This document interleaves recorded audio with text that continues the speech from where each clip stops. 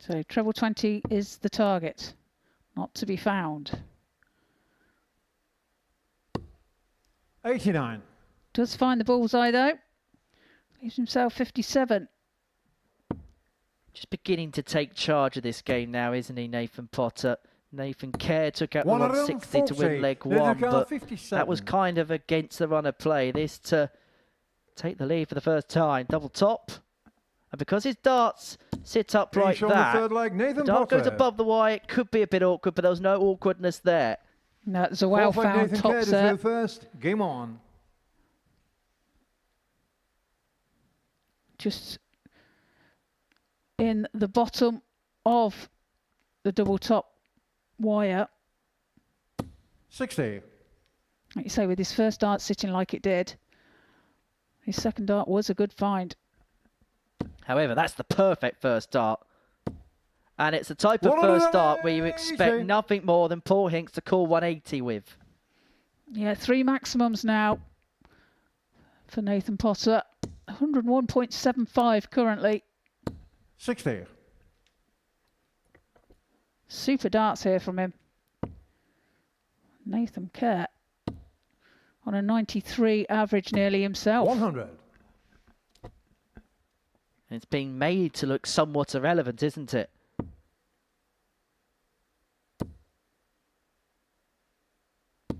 $100.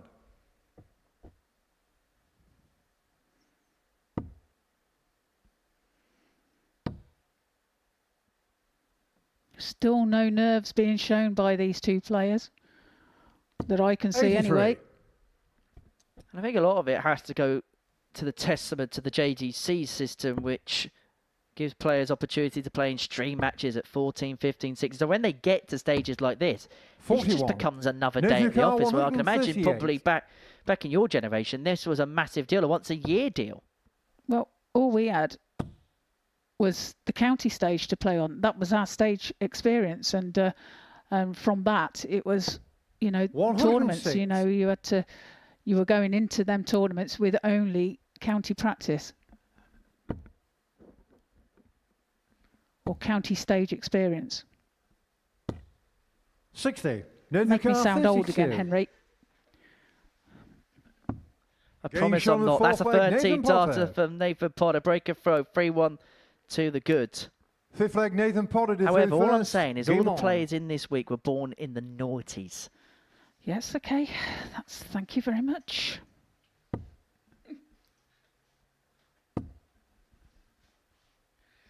$44. Well, averages here at the moment, 98.02 for Nathan Potter. Nathan Kerr, 88.68. It's a great game by both of them here. Well, this is the overhead angle. As you can see, both players real stacked. You don't really see that much with younger players anymore, but that a perfect illustration of how Nathan Potter's darts go in the board. And for Nathan Kerr, it's kind of a similar way the darts go in. Yeah, you can see it there. His more emphasised, I think, than Nathan Potter's.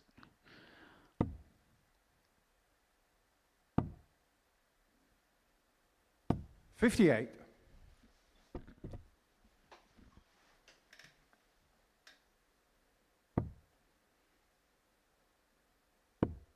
Yeah, just to put into perspective, 99. Every single player this week was born after Facebook launched. And only you would know that, Henry. That 59. sort of information. The extremities of the research, Trina.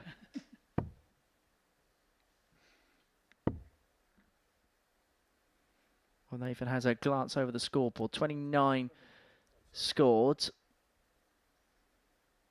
178 remaining. 49.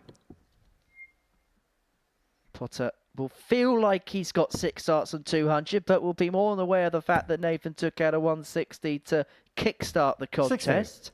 Nathan Kerr, 158. Only it's a 60 there, so makes it more difficult for him. But he will have a pop at it. 134. That's great darts there. Nathan Kerr, 140. Nathan Kerr leaves himself 24. This 140 for Potter. And it could go double 10. And it's just on the wire. Nathan Carr 24. Kisses the inside wire, but Nathan Kerr had an opportunity to break back, return the game to 3-2. One left at double 3. 21. Clips the inside wire. Nathan Carr, and 10. that might well be the last opportunity he gets, because Nathan Potter returns with double 5 to round off a comprehensive 4-1 win and to put the cap on what has been a really good performance on debut. An average of 95.5, 4 from 6 on his doubles. There was a lot of chat about Nathan Potter before a dart was thrown this week, and he is illustrating why he's been given headline billing. That, the tail of the tape, a really good display to kick off his campaign. A 4-1 win. Coming up next, Kaden Smith takes on Jensen Walker.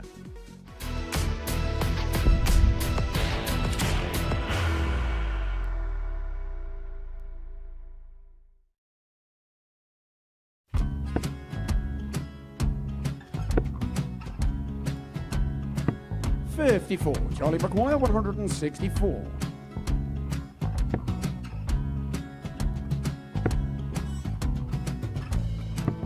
$44.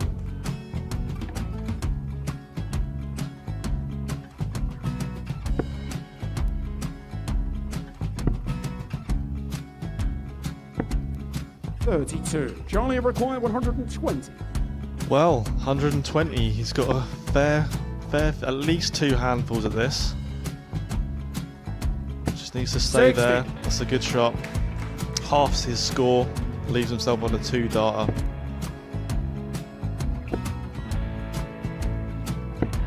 $26. Charlie Time on his McGuire, side 60. to become back-to-back singles champion.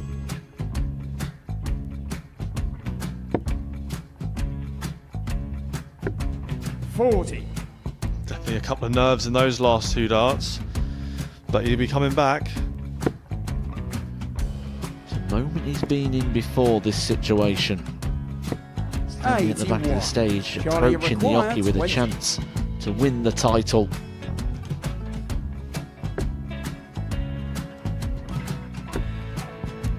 He did this to win the first title, if you remember. 11. I think he's gone. I think he's gone to bust it, maybe. The first title he won, he wanted 20. He went 6-7-7 to win it. He had a chance to replicate it again. Yeah, I get the feeling that was for a bust, and 39. on that situation there, George Scaife wasn't even able to take it out going to the 18s on that switch. Yeah, I think he just panicked a bit, but he's done well to get that big one. Sometimes can be the hardest part. Georgia requires This is it. 79. It's got to be 19s. It's got to be 19s for this shot. Big 20 and a double. He's got the first one. He's going to get a match dart here.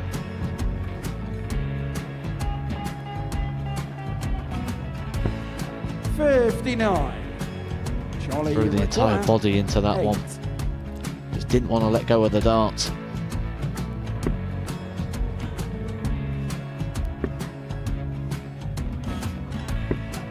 No score. He's given George a chance. Georgia McGuire, 20. I think George has been quite good on double 10 today. So many opportunities for Charlie Murphy. Go Couldn't get the job done. Got in the match! And the Red Dragon George Modus Scaife. Super Series Influencers Champion, George Scaife!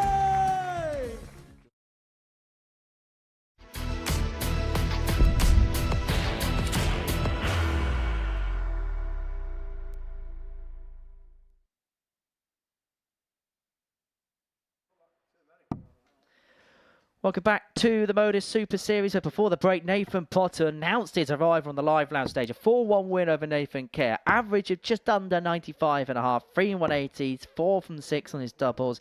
Wherever you look, it was fairly good for Potter. Next up for us, it's the former champ, Jensen Walker, the Series 10 winner here at the live lounge in Portsmouth. Takes on Kaden Smith on his debut here in Portsmouth. The 18-year-old from Stourport, England's international in the past, has had a decent season on the development tour, 25th on that particular order of merit. Whereas for Jensen Walker, really, he's been doing his stuff on this stage. Series 10 champion, won his week in week 2, and then would beat Sam Spivey in the £25,000 match to pick up his biggest paycheck and his biggest title of his career so far. But it hasn't been as plain sailing so far this week First like for Kaden him, finishing first. 4th in Group A. Was one of 4 players that could have won that group going into Wednesday. Didn't quite go to plan, but I suppose, Trina, for Jensen, it's all about reset mentality. Yeah, absolutely. And he's 96. I'd like to say he's got probably the most experienced player here on that stage today. 41. And, you know, he's got the hunger as well. He's had that winning experience, and so he'll be striving for another one. 48. Well, the bookies had him off as the 11-8 favourite before dart was thrown to win this particular group. And 100. I suppose when you mix everything together, you can understand why people would expect him to get through to Saturday from here. Yeah, 99. Like I said, he's got some, for a young player, he's got a lot of experience up on that stage, and so 97. therefore, you know, the bookies rightly so put him as favourite.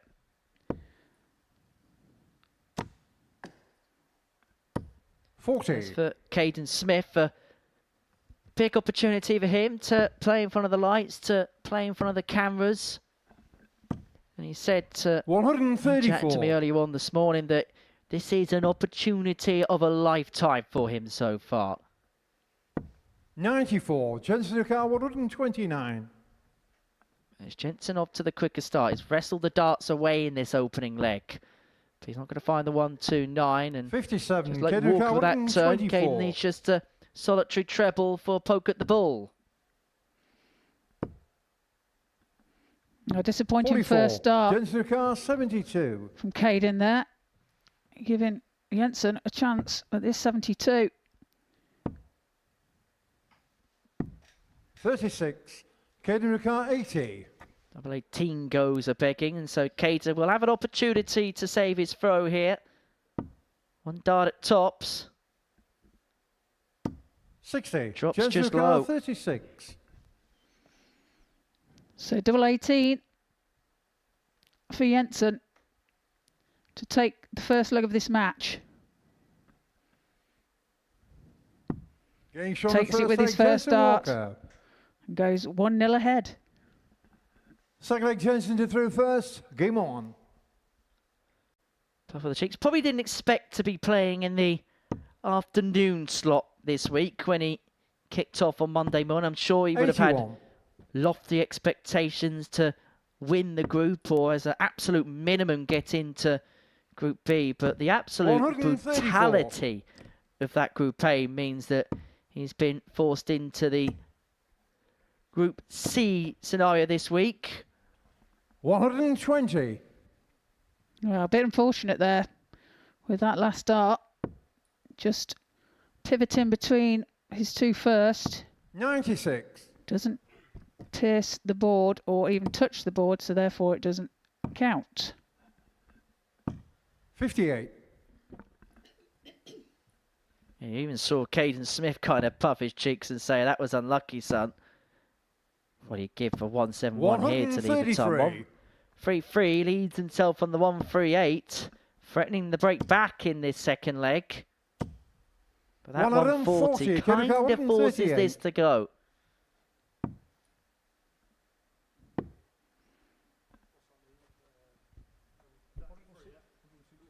Not too finding the single free there, as you can see from the overhead angle. 42. Jensen to car 102. So a chance now for Jensen.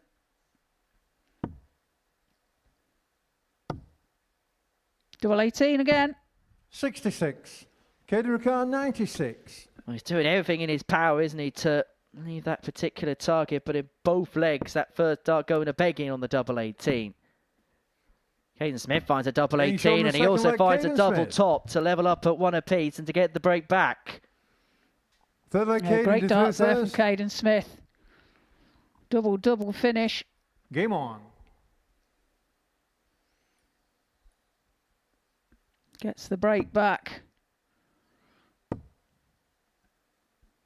85.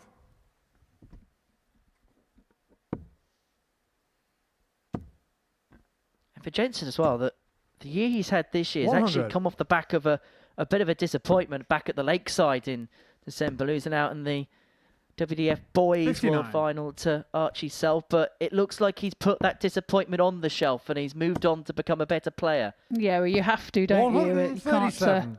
keep dwelling on the past. It's gone. You've learnt from it. So, and he'll take that 180. into these sort of games. So, and a maximum there by Kaden Smith. 100. His first of this match.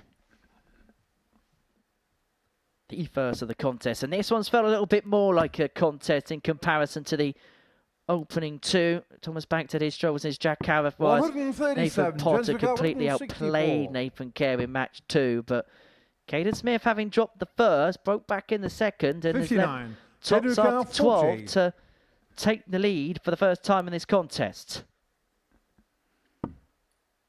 2 10s.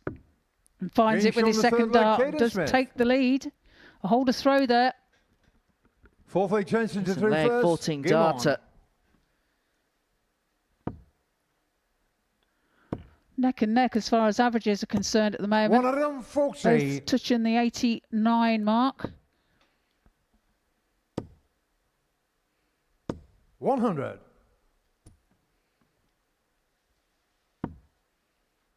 Big end to the year for Jensen. Of course, he'll be back to try and reclaim the Super Series 83. crown that he lost to Jess Smith on Saturday night in Series 12. But because of his victory in Series 10, he's going to be playing in the end-of-year ADC Global Championship. 57. And £60,000 is up for grabs for the winner of that particular competition. And it would very much end the best year of his 93. darting life to date if he was able to pick up that particular trophy. It would indeed. Yeah, a big purse on prize there. Prize money is 96. great. And a big event. 60 grand, it's like a week of your wages, Trina. I wish. 98.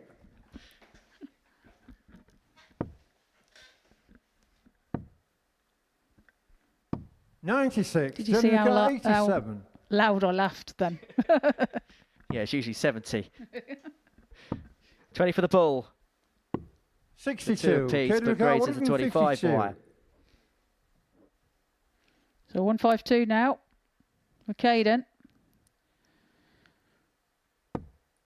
Finds the first treble 20. Can't find the second. 96. Jensen Ricard, 25. Leaves it handy should he get chance. Double 8 then for Jensen to level the match at 2 apiece. And he Finish on does the so. fourth leg, Finds Jensen it with his Walker. third dart. And does indeed level the match. Fifth leg Huge Kaden dart, to and he knew the first. Game on. consequence of a miss there, but finding the double 8, squaring the contest up at 2-2.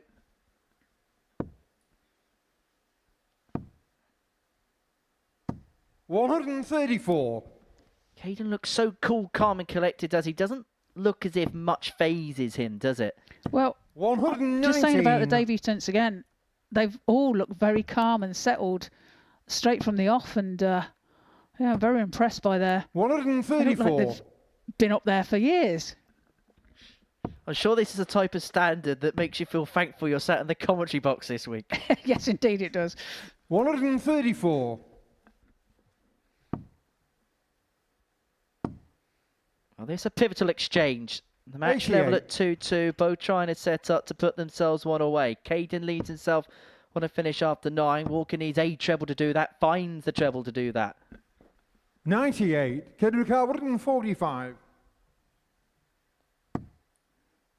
Treble 19 was the target. Just slips into the treble 7.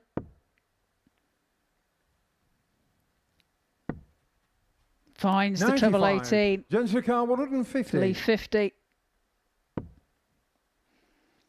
Well, not to be for Jensen this time. So 58. Kaden Ricard, chance for 50. Smith to take out this 50. I don't think that was intentional. The double there. Little bit of showmanship, on the is it? fifth leg, Double Kaden 18, Smith. double 7. That's a 14 darter. That's the second 14 dart of the game for 6 leg Kaden Smith. Jensen Leads to 3 through 2. first. Game on. Well, it's not his first double-double of the match either. Although the first one was a little bit more on purpose than the second. 121. Yeah, absolutely. He won't admit to that, though. However, how many 96. times is it the ones you don't mean? They're the ones that sometimes mean the most, because that's putting 100. 3-2 up and now in a position to possibly get the beating of Jensen Walker. Yeah, it can get you out of trouble sometimes, isn't it? And it's that little bit of luck that you need as he piles in another maximum. That's number 2 for Kaden Smith. So he got a bit of a trademark celebration, 59. because it's the second time he's hit a max, and it's the second time that he's given it a little bit of something. 180. Or maybe it's just the way he moves. Well, back-to-back 180s 100. from Kaden Smith. 45. Leaves himself 45 for the match. Double 16. Moves across the hockey to give himself a better view. 29. Jessica 121. Well, the former champion looking to take out a championship winning shot. The bullseye to take us all the way. Just takes his time. And Being shown finds the the six leg bullseye. Jensen What a shot Walker. there from Jensen Walker. Levels the match at 3 apiece. 7th final leg, Kaden to through first. Game on. And there's that little bit of experience we were on about earlier. Just stood back, took his time, 100. put himself in position and finds the bullseye. Well, that was a key component behind his win in Series 10. Taking his 134. time when it came to crucial moments and then dealing the bitter blow to opponents. And that kind of was a key example to 60. what Chris Mason likes to christen the strategy towards success. You're holding 15, breaking 12. Kaden Smith had an opportunity to do that. Was able to do so. 125. Jensen holds in a regulation 15. 177. That's superb darts from Kaden Smith. 2 back-to-back 180s in his previous leg and loses it. 93. Kaden 164. An average of 97.5 for Kaden Smith. You'd be hoping that he's got 6 and 164, but a couple diverting 85. wide into the Jensen left to scupper his 49. chances, but that final treble 19 leaves himself on 79 if he gets a look at it, which he will. 57. Kaden 79. For 79 now for Kaden. Well, misses the big 20. 43. Well, the Jensen cardinal Walker, sin of 92. missing the big number. He does leave himself on a double, but he's presented Jensen Walker with an opportunity. What am I doing? Or words to that extent he says in the background. Jensen Walker gets a look at the bull. He found it in the previous leg off the back of a 1-2-1. He did exactly this. He took his time and then executed to perfection.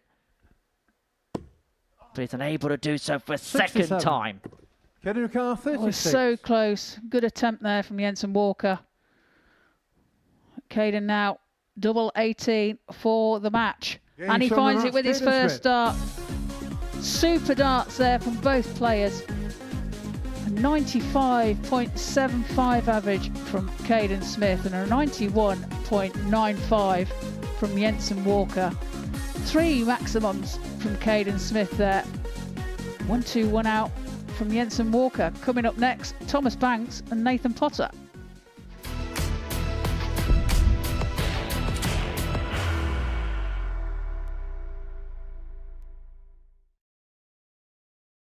Are you ready to lift that trophy, Darius? Yes. Let's do it then. Ladies and gentlemen, your Modus Super Series 9 champion is Lucky D, Darius Labanowski!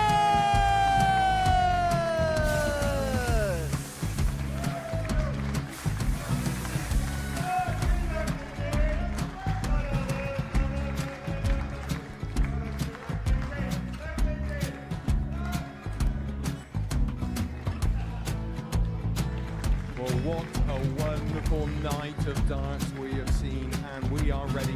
Our champion is ready, and it's trophy time. So receive the trophy. £25,000. The new Modus Super Series champion, the Terminator, Marvin Van Velzen.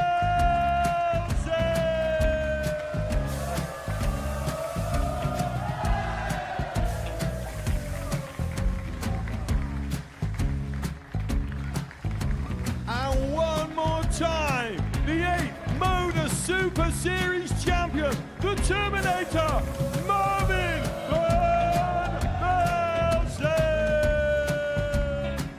And the new Modus Super Series champion is Andreas Dirty Harrison.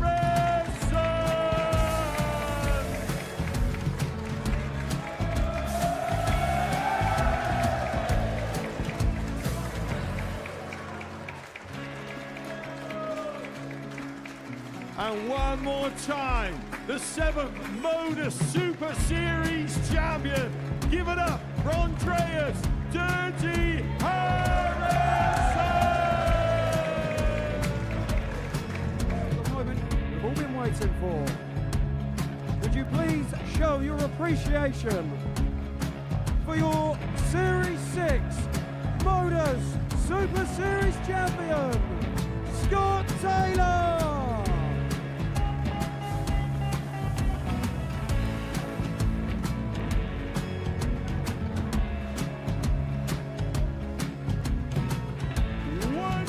Time, your new Modus Super Series champion. He is Chucky. He is Jim McGuire.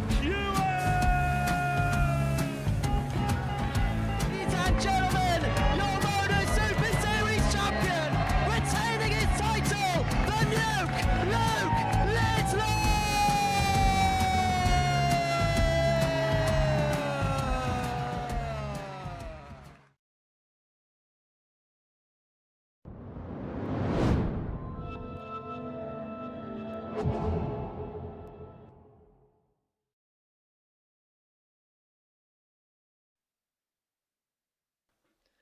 Welcome back to the Modus Super Series. 3 games down on this opening day in Group C, and it's the 3 newbies that have won the opening matches. Jack Howarth, a 4-0 winner over Thomas Banks. Nathan Potter, a 4-1 winner over Nathan Kerr. And before the break, we saw Kaden Smith get the better of Jensen Walker by 4 legs to 3. Really good display, 95.75 average, 3-1-8. He's 4 from 8 in terms of his finishing. Jensen Walker did have a dart for the match at the Bull, but unable to oblige. It is my absolute pleasure to welcome into the commentary box a match number 4, Thomas Banks against Nathan Potter. Super Series debutant Niall McCall. Niall, great to have you here on this Thursday afternoon, and a great session we've seen so far. Yeah, the standard's been class, hasn't it, so far? 140. And these lads, unflappable, as Trina was saying before. If they are 55. nervous, they hide it very, very well. Might be slightly different if it gets to Saturday, though, and the live lounge is bursting at the seams with a few 100. You know, well-oiled supporters cheering the boys on, but all the learning experience that they'll be hoping for this week. And by the way, you're not expecting me to stand on a chair and do a song or anything, are you? There's no initiations around here or anything like that? 57. No, luckily I did the initiations for everybody at the last Christmas do. And apparently the karaoke's banned this year. 140. You must be really bad if they've banned you from karaoke. Oh, it's atrocious. It's absolutely atrocious. But Thomas leaving himself 76 after 12. A far more 60. positive Thomas start for 76. the Bulldog. First things first, the darts are standing up to attention. Okay, shown the first leg, standing up Thomas to Banks. attention himself. 15 darter to take out the opening Second leg. leg, Nathan to through first. Game on.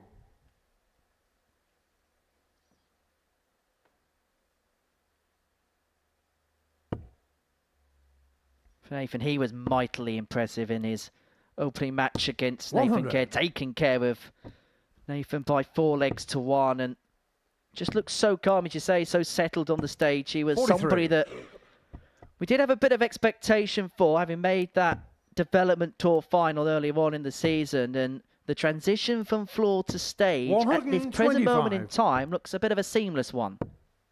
Yeah, and that's all you can ask for. He's in the top 16 in the development tour order of merit. He'll want to stay there. But these kinds of experiences, as you were talking about with Kaden Smith in the last game, he described it as once in a lifetime. These lads will be hoping that it's more than that for them. You have to use this. You have to try and enjoy it as well. I think that's absolutely key. And the best way to enjoy it is by winning. You're looking for a leveler at the moment. That's a superb second dart. Can't find tops. Believing Thomas Banks in the tailwind in this second leg. 133, native car 40. Tops left after 12.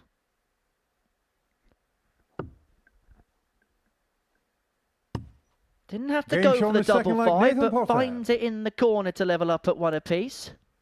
Doesn't matter how they go in, as long as they do. Well, we saw the double 18, double 7, didn't we, in the previous game for Kaden Smith. But certainly for Thomas, it looks a lot more fluent right now. The darts are standing up to attention. Also, we saw on Monday, he did not want to start upstairs at all. He started on the 19s, and then as the week's gone along, he's built up a bit more confidence. He's started playing on the 20s a bit more, and he's starting to flow a little bit more. Maybe it's the change of trousers. Maybe that's done it for him. 140. Yeah, in the first game, he did something very similar. Started on the 19s. He's doing it again here. And maybe that's just a product of 96. What he's been going through. If it's effective, then why not keep doing it? I mean, you'd imagine he'd like to transition back up to the treble 20 at some point. But at this stage, if it's effective, then why not carry on? Well, part of the thing is as well, with what Thomas Banks is going through, if he is struggling to get the release properly, it's easier to aim down than it is to aim up, which is why heading down 79. To the 19s is far more effective for him. Yeah, not everyone can be Jimmy Van Schie and throw the dart downwards into the treble 20. When he goes for double 3, he has to stand on one knee. 140. Yeah, once again in the 57. 83. Native car 116. Oh, he'll fancy this, Potter. Well, he needed to go underneath, really, didn't he? 49. Give themselves a chance. Native car 149. Tough outshot for Banks here. That's not going to happen for him. 57. Potter has a look at this 67. 67. Break opportunity to establish a 2-1 lead. He's going to get a couple in hand, a double 8. Only needs the one. Like Nathan Potter. And Nathan Potter gets his nose in front and now looking to fourth leg Nathan to through first. Try and kick on in this contest. Averaging 92.5 at this early stage.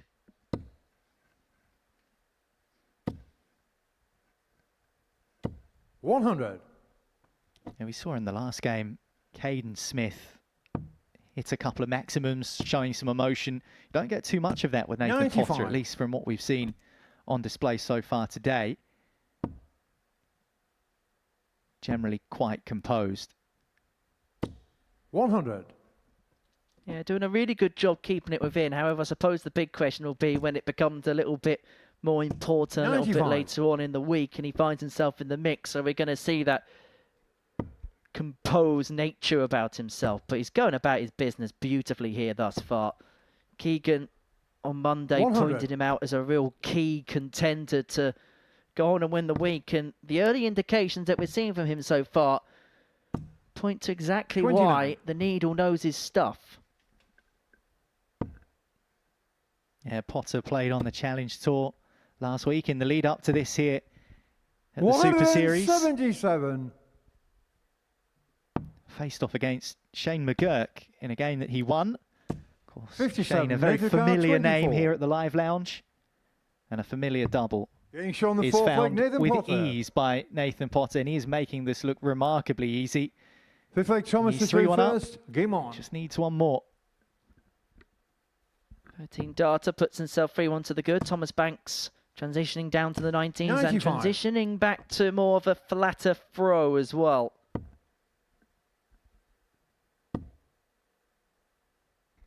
That understacking 41. technique, trademark of Nathan, who burst through as a youth player. I remember commentating in Selzy a few 57. years ago. I think it was about 4 years ago now, and Nathan was playing in the youth event there. Perhaps no surprise that certain Luke Littler was one of the big winners on that particular weekend. Whatever happened 60. to him?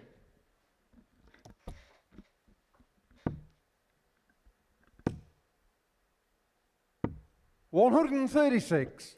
Yeah, and it's such an obvious line to draw, but when you consider that the current world champion, 180. Potter, bangs in a max, wandered through the doors here in Pompey not that long ago, and now look what he's doing. 57. Incentives all over the place, no less in the days ahead for these players. And what might be beyond that is up for them to reach out and grab. 100. Thomas McGuire, 156. Well, Potter leads himself on 120 to win the contest, and Banks isn't going to find the 156 to save it. Just the one 83. treble needed here for Nathan, Nathan for 120. data tops to win this 4-1.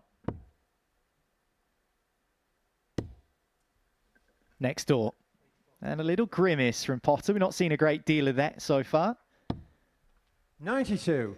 Thomas McGuire, 73. So 73 for Banks to stay alive. Has a dart at tops. 53. He's not too far away.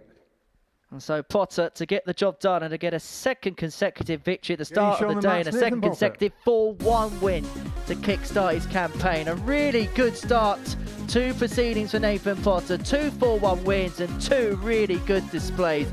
That one, 97.03 the average, 4 from 7 in terms of his finishing. He beats Thomas Banks by 4 legs to 1. Coming up after the break, Jensen Walker takes on Jack Howarth.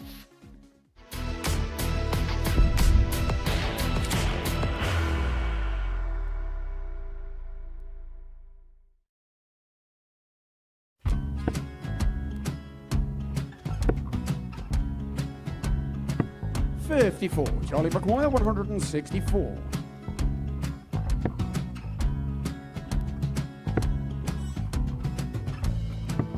$44.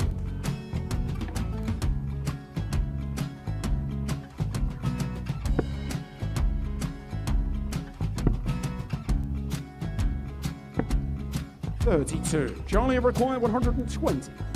Well, 120. He's got a fair, at least 2 handfuls at this. Just needs to stay 60. there. That's a good shot. Halves his score. Leaves himself on a 2 darter.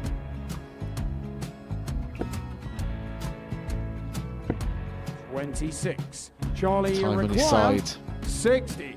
to become back-to-back singles champion.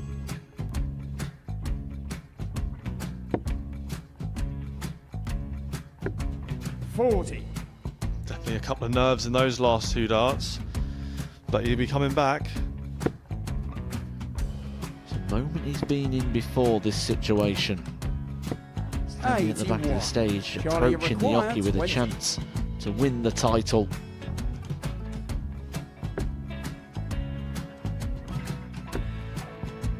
He did this to win the first title, if you remember. 11. I think he's gone. Georgia I think McGuire, he's gone to 180. bust it, maybe. The first title he won, he wanted 20. He went 6-7-7 to win it. He had a chance to replicate it again. Yeah, I get the feeling that was for a bust, and 39. on that situation there, George Scaife wasn't even 9. able to take it out going to the 18s on that switch. Yeah, I think he just panicked a bit, but he's done well to get that big one. Sometimes can be the hardest part. Georgia McGuire, This is it. 79. It's got to be 19s. It's got to be 19s for this shot. Big 20 and a double. He's got the first one. He's going to get a match dart here.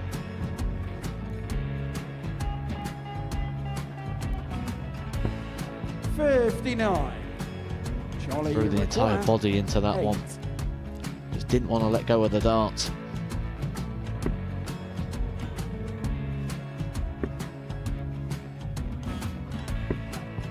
No score. He's given George a chance. George McGuire, I 20. think George has been quite good on double 10 today. So many opportunities for Charlie Murphy. Go Couldn't get the job it. done. Got in the match! And the Red Dragon George Modus Scaife. Super Series Influencers Champion, George Scaife!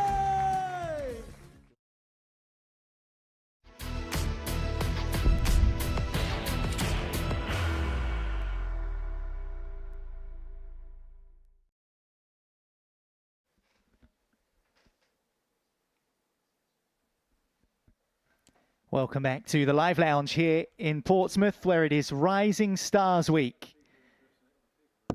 And these two, maybe at slightly different stages of their darting journey. Jack Howarth, what a start to today. A 4-0 victory over Thomas Banks in the opening match of the session. As for Jensen Walker, well, he's been on that stage before and he's won on that stage before. So differing levels of experience in this particular venue. Certainly no shortage of quality from these two players. What will this encounter kick up? Well, Jensen kept himself alive in his game against Kaden Smith. He lost 4-3 in the end. It went to a deciding leg because of a 1-2-1, a bullseye finish. That was clutch, and he very nearly found the bullseye again to win the match. And then Kaden, who's making his Super Series debut, swept in to take the match. Will he have differing fortunes here? Trina Gulliver alongside me in the commentary box. Jensen knows 100. what it's all about up there. Jack just getting to grips with it, but what a start he made in his opener. He has indeed, and like we've said all along, 100. these debutants are you wouldn't know that they are debutants. They've settled in really quickly and 134. producing some magical darts. Yeah, Jack from the northeast of England averaged 85. Just under 100. in his first game, 50% on the outer ring as well. As for Jensen, we know what he's all about. 45. You certainly do. You've seen him at close hand over the last few years. How much has he grown and developed in that time? Yeah, he has. He's a really nice lad as well. He's very level-headed and 58. takes everything in his stride and tries to learn from every experience that he goes through. 96. And uses everything in a positive manner. So, yeah, he's coming on in leaps and bounds. 59. Jensen car 126. Well, he's got 126 to open his account for this match. 94. He leaves himself 32 when he returns. Yeah, had some breathing room there, didn't he? 60. Well, fancy his chances at double 16 here.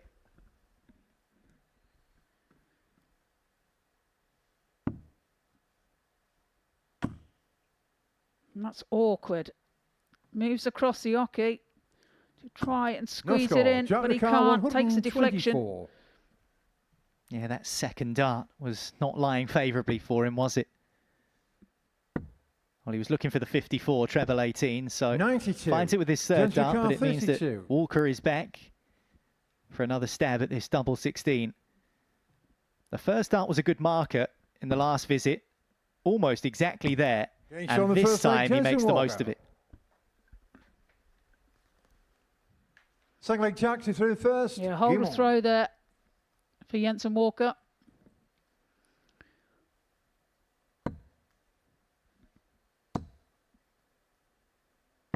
$97.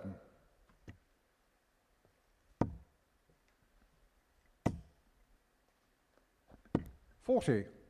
Well, unlucky darts there for Jensen. Just finding the 5 and the treble 5 right in the corner. 100.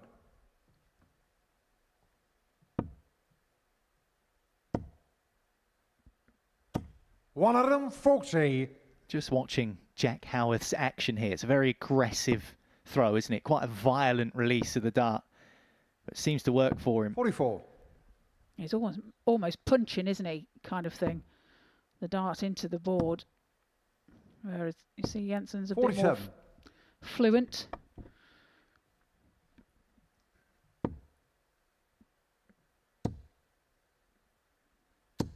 $55. Of course, you're finding these young players all tend to throw an rhythmic kind of 171. style. Yeah, some players rely entirely on rhythm, don't they? Other players have different kinds of triggers to get them going. 87. Judges car 103. Whatever Walker's been doing in the last couple of years seems to have been paying dividends for him. Not on this occasion. Into the treble. 38. Judges car 118. So 118 for Howarth to level the game and to avoid a break, because you imagine Jensen will fancy this 65. 58. Jensen car 65. Here's a 65 then for Jensen. Was looking for the 25. So now that composure again as he looks at the bullseye. 40. And he Judges just car wires 60. it. Trying to channel what he did in his last game when he took out that excellent 1-2-1. Wasn't enough to win him the 50. match in the end. Jensen car 25. Well, Jack unable to take 60, so it's another go for Walker. And 2-0 would be a bit of a problem for Howarth. Getting the reset from Jensen. And now the shuffle. 9. He's a long way low there, and I think he's seen the funny side of it.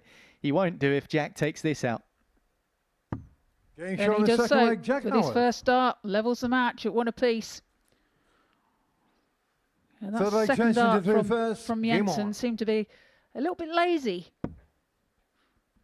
at the double 8.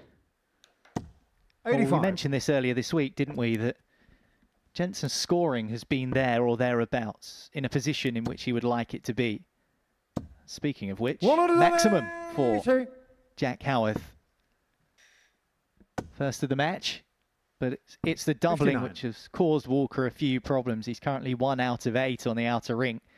A couple of attempts at double 16, too many for his liking in that last leg in particular. 140. Yeah, it's costing him at the moment. But here he comes. Can he put it in a max himself? He can. 180. That's 1 apiece now in this match.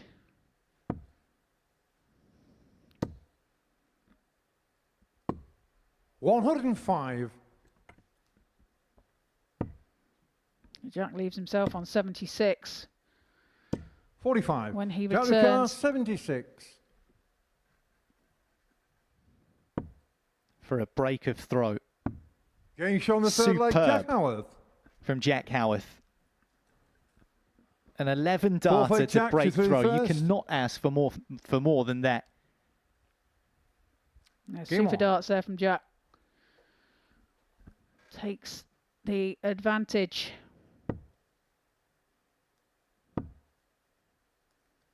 Taking his 45. opportunities that have been given, but not a great start there to this leg from Jack. And 100. Walker puts in a ton. 85. Averages at the moment 84.26 for Jack and 77.95 100. for Jensen. Them doubles costing him there. 96. Yeah, at the start of the week, Walker might have had ambitions. Well, he certainly would have had 59. ambitions of getting the job done early and booking his place at the weekend. Hasn't transpired like that, and even though there's a distance to go in this game still, 81. he is behind. You lose your first 2 matches of the day, and then things maybe just start knocking away in your head. I need to win, and then the pressure builds. 137. And that sometimes can unravel you as a player. It can indeed, but like we say, he has that experience, so you'll be hoping that that's going 60. to go some way 105. for him to handle things as he goes along. Getting Well, he shown the hits fourth the leg, double Jensen 14. Walker. To take out Fifth leg, Jensen to shot. through first. levels Game the on. match at 2 apiece and a break of throw as well.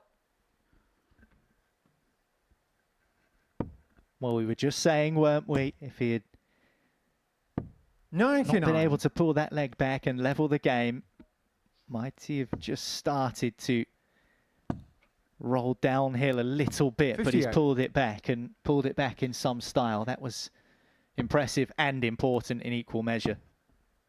Yeah, his previous 57. leg struggled on his double, but managed to pin the double 14 first dart in that leg. 80. Taking his chances. He's when he has to. 99. Yeah, timing can be so key. I mean, you've won so many titles in your career. Sometimes it can just be about when you find those outshots. And when you start to kick into form as well. There can be games where you start the day or start a match and you're just not on it. 57. They're not flying great. And then all of a sudden something switches and you're in the pocket and away you go. Yeah, it's not always. It's not just on your finishing. If your opponent hits a poor score, then you're looking to jump all over that and make the most of it, and you know, pile the pressure on that way before it gets to the double. Every opportunity 100. you get, you want to be doing something about it. You know.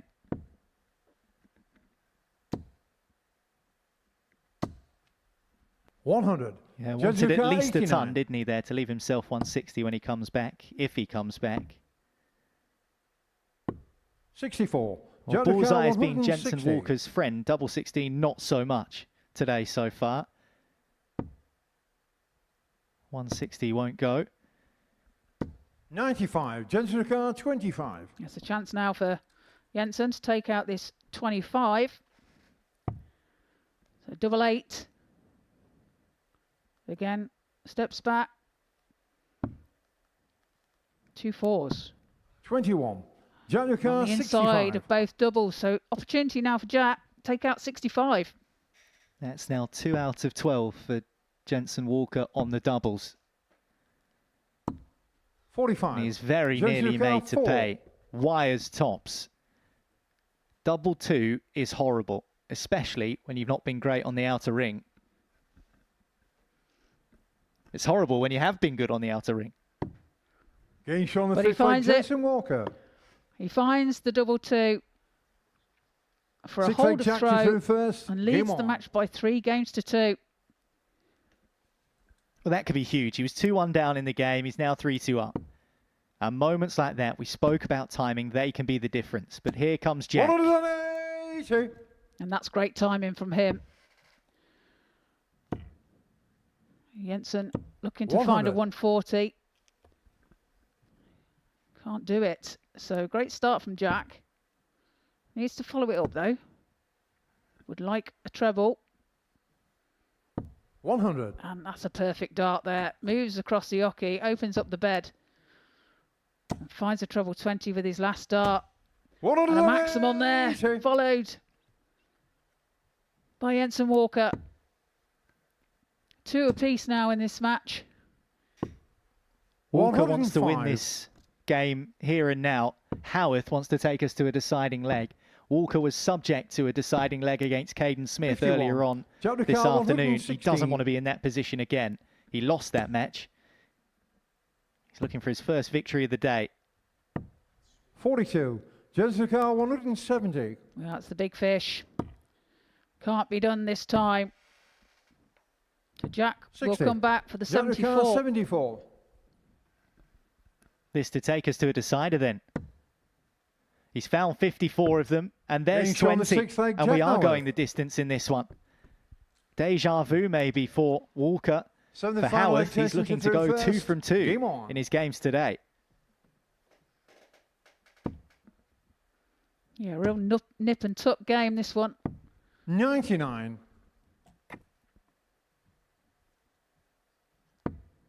Jensen with the advantage in this leg. 135.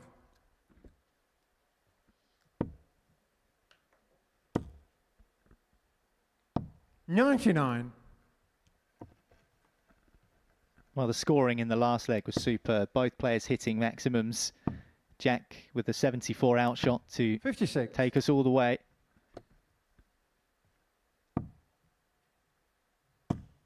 Oh, some more top trebling here, this time from Walker. 133. Yeah, super darts there to leave himself another shot at the 170. And here comes Jack. 140. Jensen car 170.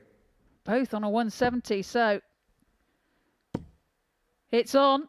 Bullseye. 129. Oh, some distance away there. 170. It's been his friend, like you said, through this match, but that was some distance away. It's on again. Bullseye again. 124. Wow. Jensen car 41.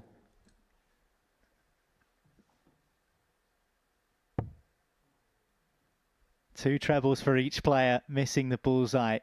Walker missed it by a distance. Howarth not quite as far. But it doesn't matter. Double 16, which hasn't quite been his friend, was there in a deciding leg against Jack Howarth, who took a 74 out shot to take us all the way. And in the end, Walker had darts in the decider, and it's a leg he took, despite the fact he was a little shaky on the outer ring. He got the job done. 4-3, he wins over Jack Howarth.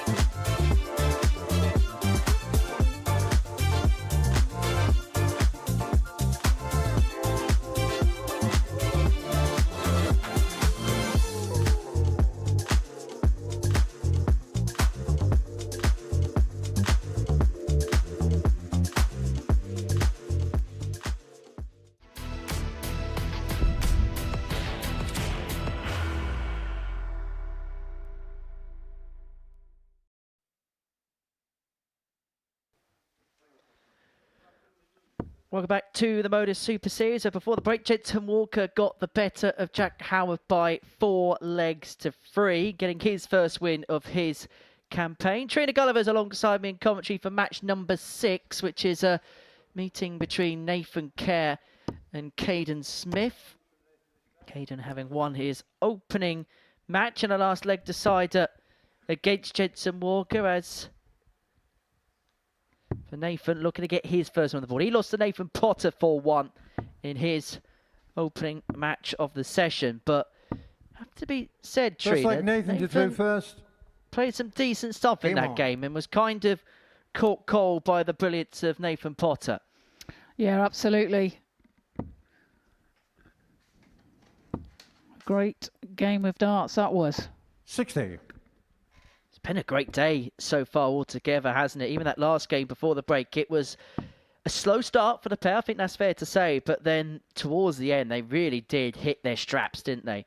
Yeah, it was nip and tuck, wasn't it, all the way?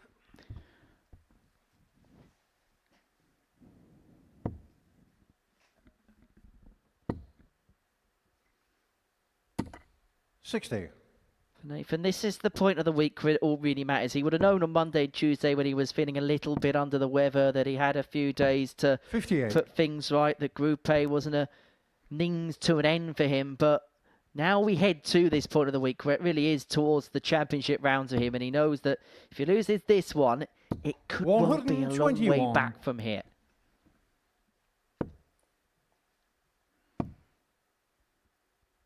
But Kaden, 58. What can you say about his debut performance? 95-75, 318, he's 4 from 8, pretty much ticked off every department, didn't he? Yeah, it was a superb game from him. 60. Great debut game. And yeah, looking forward to see what else he can produce today. 56. Well, both players needing a few visits to get into this one, but Nathan with the advantage of throwing leg one is 6 on 200 to get on the board. 99.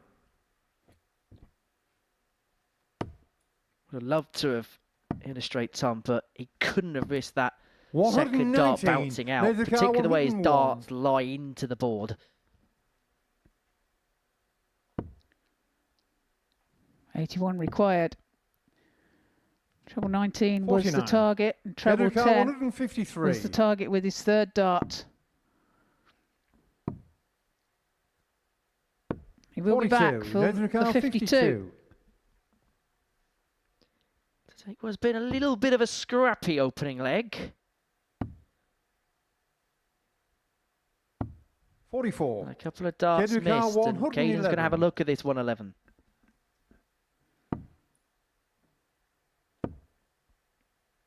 Can't find the 99. treble 20 with his second dart, but does with his third. Double 4. Each on the first leg, Nathan Kerr. Goes in for Nathan. And he leads this match by 1-0. Second leg, Kaden to throw first. Yeah, don't expect too many 22 dart Howarth to throw today. But Nathan won't care about that. Finds himself a 59. leg 2, the good.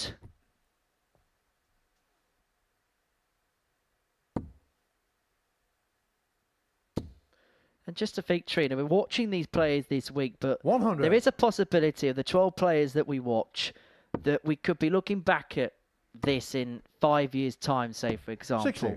We could see one of them pop at the scenes and we can say we saw them here first.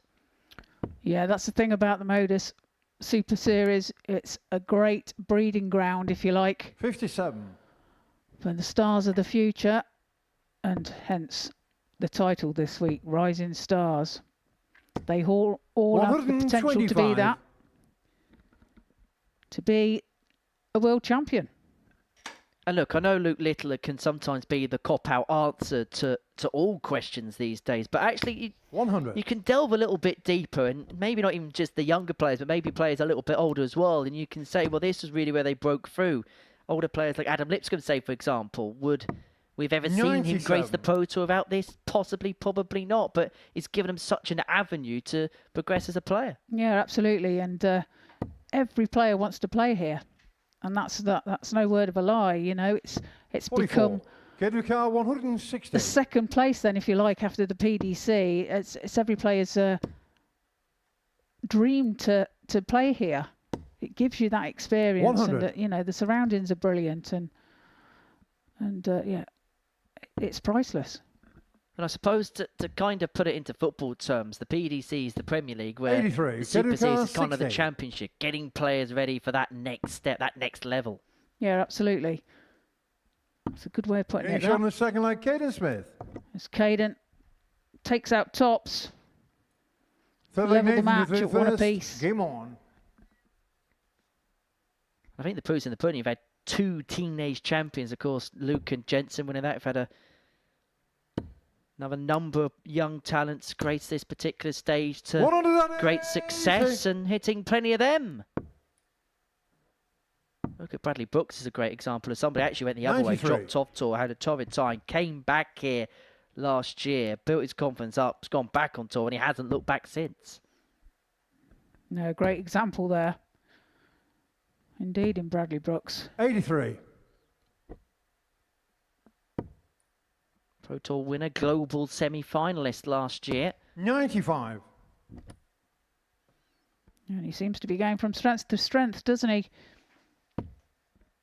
Yeah, I get the feeling we're not seeing him back here for a little while. I do believe that's correct. 100. Nathan here leaving himself on 138 to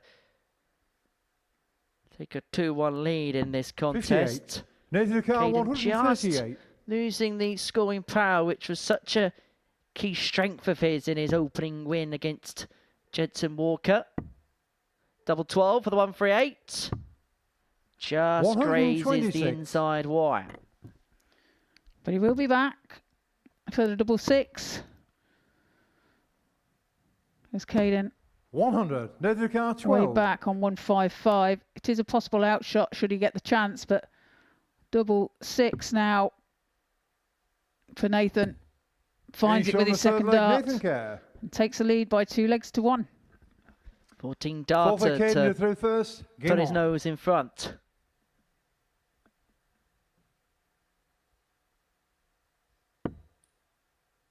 Just wonder whether for Kaden that maybe he's just had a bit of an adrenaline dump, because he would have had the massive high of playing the first game and then winning the first game in the fashion that he has won it. And I just wonder whether he's just trying to find a way of then having that calm down period that he would have had after that game and then trying to get himself back up again for this one. And that's the thing about darts as well. It's that your emotions are up and down all the time.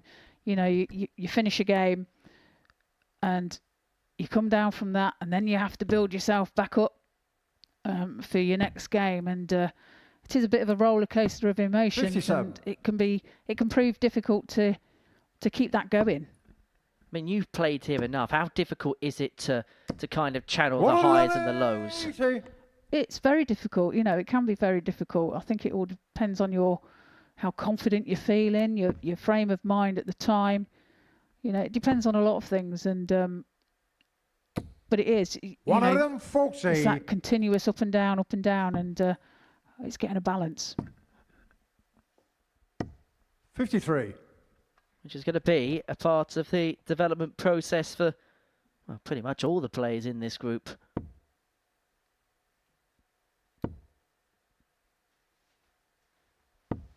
$100. Love the 140 there to have left himself on a 2-darter. Kaden 134 to level up at 2-2. Not to be this time.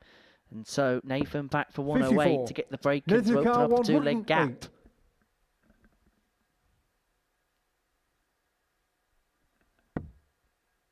Decides to go 18s. 72. Kaden 80. Misses the double 18 for the shot out. There's a chance now for Kaden to take out 80, 2 10s, 2 5s. And he finds it. Kaden Smith. Levels the match, 2 apiece, takes his chance. 5th leg, Nathan to through first. Game on.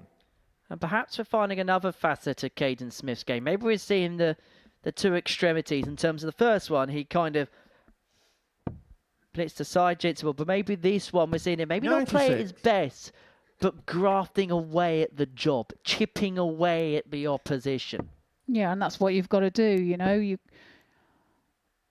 When you've had such a great game in your first match, there's only really one way to go, you know. And when you do have that lesser of a game, then it's about making sure that you take the opportunities that come your way and that it doesn't affect you mentally, as in you're not too despondent, because you can't produce that all the time. You know, it's just impossible. But you know, that's the ebbs and flows that we're on about. What makes this more unique than pretty much any other competition you're going to play?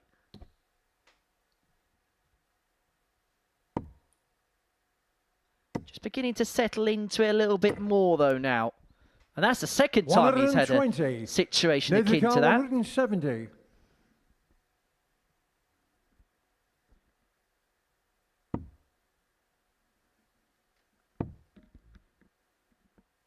Nathan's not going to take care of the big fish. Kaden back for the 160, which Nathan took out to win the only leg he won against Nathan Potter in his game. 125, Nedvika 112. Well, leaves himself 35 should he return. 112 now for Nathan. Needs to find it underneath that, and it's an awkward first dart for him to find the treble 20 with his second. So double 16 for the break, and he then had the darts in the next to wrap it up. 14 darts, and Kaden Smith is just beginning to put his foot on the throttle when he needs to most. It was a slow start. Points to his head, says focus, lock in, because he has the darts in his hand to win this match. 140. Yeah, talking to himself there. Bit of mental attitude coming into play. 57. Yeah, he's not afraid to visibly tell us what he's thinking, is he?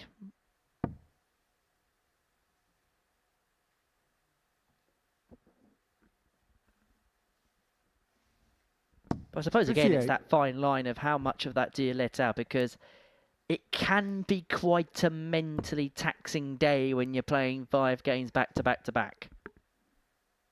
Yeah, I mean, me personally, it's I find when you give emotion out like that, it drains me. So, you know, I try to reserve all my energy and keep it inside. But you know, every player is different. You know, everybody needs to make their own path, if you like, and find their own way as to what works well for them. Meanwhile, I'm full of beans and run out of energy by game 7. 44. Nedvika 164. Well, 6 darts and 164 for Nathan Kerr to take us all the way to the last leg decide. He's going to need the full quotation of darts. Not even needed to attempt to the 164 if he didn't fancy it.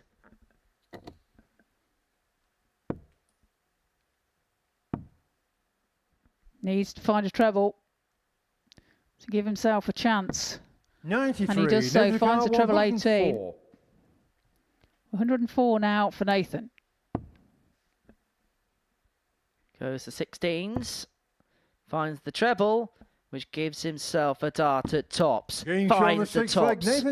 And finds a second ton plus checkout of the day to take us all the way in this match. So the final leg, Nathan to through first. Game on. Super darts there from Nathan to level the match.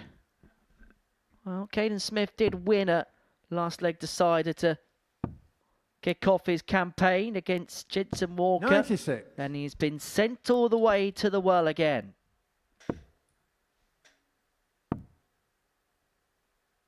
93. Good last start there from Kaden. Picks out the treble 18. 58. Followed the pattern of the previous match, hasn't it? It was kind of slow to start with, but then managed just to hit their stride towards the line. Averages of 86 and 84 respectively. 58.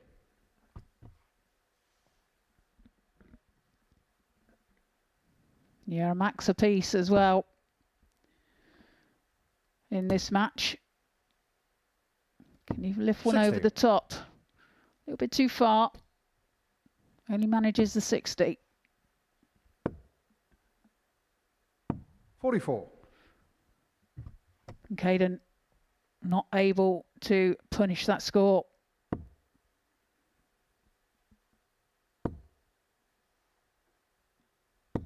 121. Nothing he really could have done about the fact he's left 166 there. But it gives Kaden an opportunity if he can find a couple of trebles to leave himself on a finish first. It's 167, but it's a poke nonetheless. How handy can Nathan leave it here? Well, that's a great start. And that's an even better. 126. Keduka 167. Leaves himself tops. And he will be back for it. Forced Kaden to take out the 54. 167. He couldn't oblige. And so Nathan Kerr, to get his first win of the group, looks at double top. And gets double top and gets himself on the board. He beats Kaden Smith in a last leg decider, and it means that it's only Nathan Potter following the first couple of rounds of play that preserves the 100% record. That's the tail of the tape from that one. Nathan Kerr 4-3 winner over Kaden Smith. Coming up after the break, Thomas Banks takes on Jensen Walker.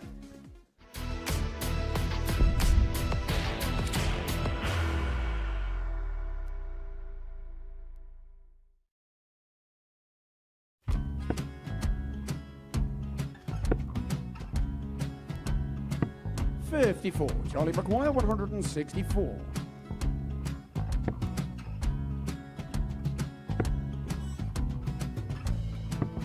$44.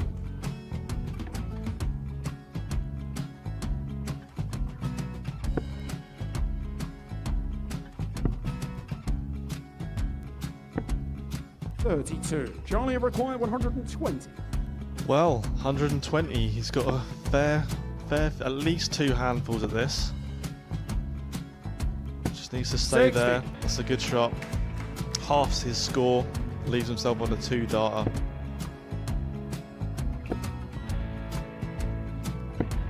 $26. Charlie Time on his required side 60. to become back-to-back singles champion.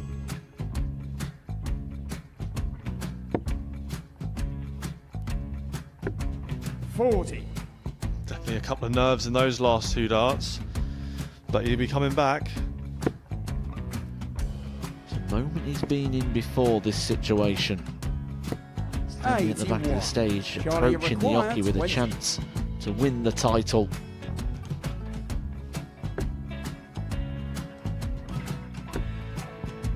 He did this to win the first title, if you remember.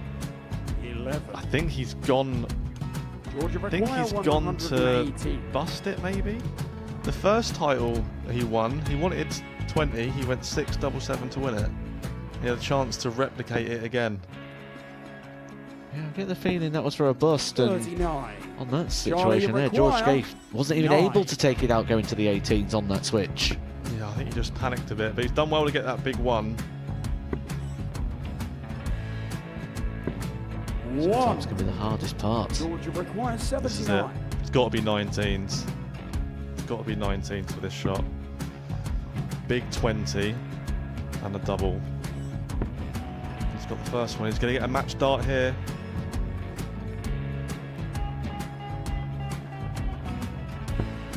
$59. Charlie Threw the entire required body into that 8. one. Just didn't want to let go of the dart.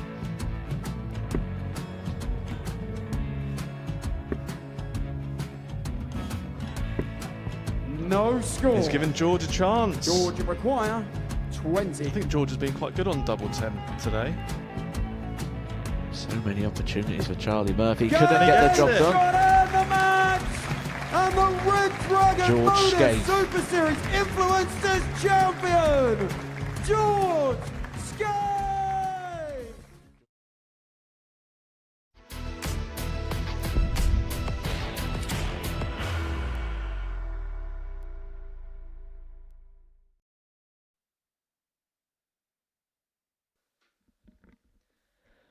Welcome back to the Modus Super Series, where 2 rounds of matches have come and gone on this Thursday afternoon. Before the break, Nathan Kerr got the better of Kaden Smith by 4 legs to 3. But it's so far so good for Nathan Potter. 2 wins out of 2, 4-1 victories for him so far today. Wins over Nathan Kerr and Thomas Banks, and he is at the top of the table. So, as you can see, Nathan Potter top of the pile. Everybody else apart from Thomas Banks with a solitary win to their name, but Thomas can change that particular fact if he can get the better of Jensen Walker in game number 7 of the session. And Jensen, well, he had to ride a bit of a storm, didn't he, in that game against Jack Howarth that he eventually went on to win. Timing kind of being the key strength of his, particularly towards the end of that particular contest. Whereas for Thomas, there was a lot more in terms of positive signs in his game against Nathan Poynting if he did find himself on the wrong end of defeat. Yeah, 4-1 loss there, but an average of 79.28. Just get the sense that Thomas has kind of admitted it himself this week that results aren't the byproduct on how he's going to dictate this week. It's all going to be about how 76. He feels in himself, and he won't be feeling great after that kind of ricochet. An unfortunate dart there. And as Jensen comes in with a maximum, punishes it. 171. Well, let's hope that we carry on in that kind of vein during this game. 100. Yeah, super darts there from both players. 97. And again, Banks choosing to play the treble 19s. 100. Thomas McGuire, 157. Don't Jensen have a real mean look about him in this opening leg? And we kind of saw it at times in his Series 10 success. That when he's really in the zone, you kind of see a John Part-esque snarl, a bite of the bottom lip. 57. Thomas McGuire, 79. A top then for Tom. 44. Jensen McGuire, 64. Goes into the 5. So opportunity now for Jensen to take out the 64.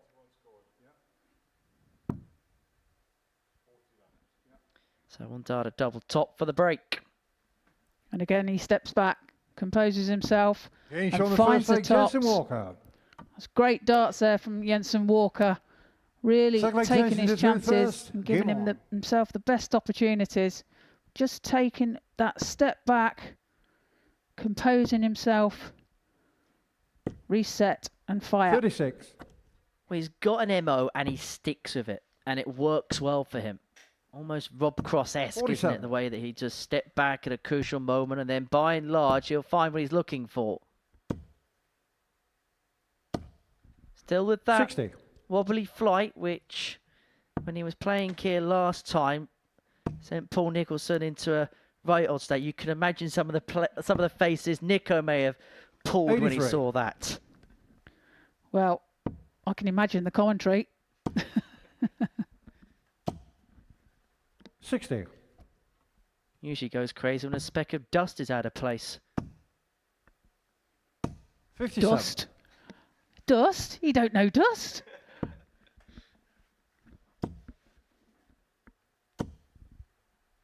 140. Well, this has been much better from Thomas 59. Banks. He's getting incrementally better as the day goes along, but the problem that he's got is he's playing opposition that I think are enjoying the pace of Thomas, and they almost feel comfortable playing him. 58. Jensen McGuire, 100. Yeah, players can fit into each other's rhythm then, if you like. And 68. Well, Jensen seeing Thomas all the way back at 197, decided he didn't fancy a pop at tops and decided to split 41. to go for double 16. Jensen McGuire, 32. bit surprised at that, to be fair. Getting shot in the second leg. But it's Jensen worked out well Walker. for him.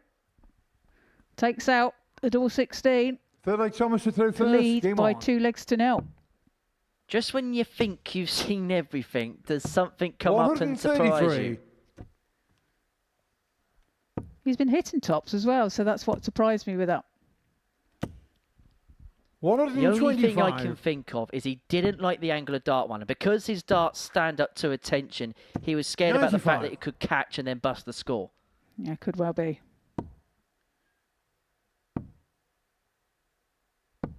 57. course, never would have had that problem if he went bull-bull. 171.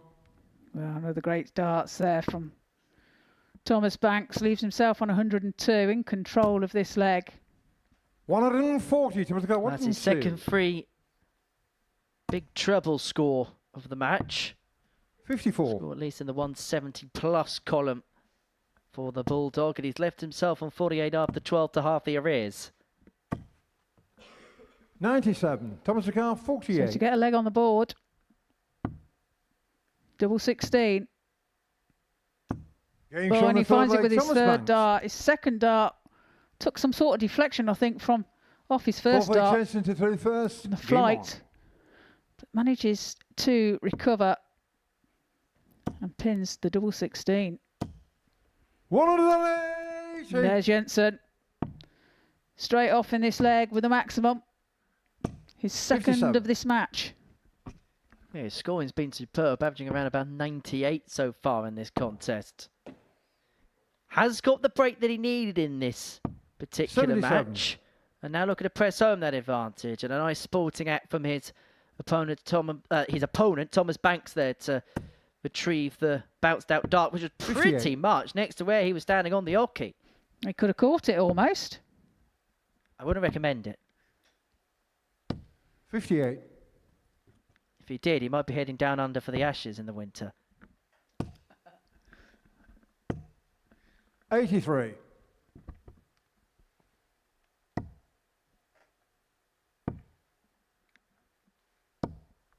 $94. Walker leaves himself on 92 after 12. Banks unable to keep pace of his scoring 41. power in this leg. Jensen 92. And the problem Thomas has got is because he's been broken, he's not able to kind of do his own thing on his own darts. He has 60. to find a break at some point. He may have to win everything from this point onwards if Walker converts his 32. 95. Jensen 32. There's a double 16 for Jensen. Game For a shown the 3-1 fourth leg, lead. Jensen Walker. 16 dart leg there. Fifth leg, Thomas to through first. Game on. Yeah, his quality's just beginning to shine through a little bit more now. 83. Just beginning to up the levels a little bit. He averaged 92, didn't he, in defeat to Kaden Smith. That was a bit of a corker, that 60. contest, and he's beginning to find those levels in this one. In fact, averaging nigh on identical to that particular game. 45. 91.5 is average right now.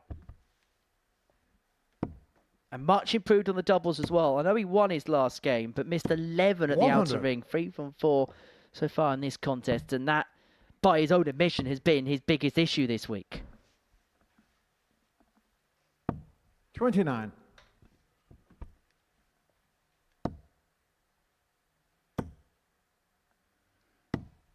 $127.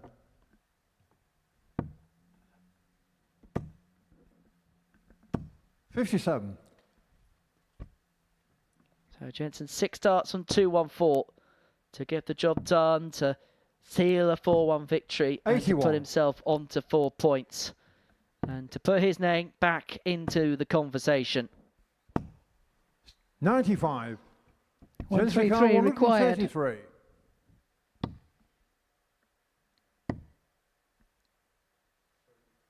Well, needed the treble 16 there. 93. Leaves himself tops when he returns. But under how much pressure going to be 76. under when he returns? And I'll tell you what, Jensen that nearly McGuire, hit Thomas 40. because he would have been walking as that bounced out and halfway back down the hockey. But this for the match, this for the win, double 10, Getting shown the match, seals it Jensen Walker. 4-1 for Jensen Walker. His second win of the day. He gets the better of Thomas Banks, who is now a full-on figure down at the bottom of the group. For Jensen, 92.01 average, 4 from 6 on his doubles. He's beginning to really find something on this Thursday. Next up, Nathan Potter and Kaden Smith.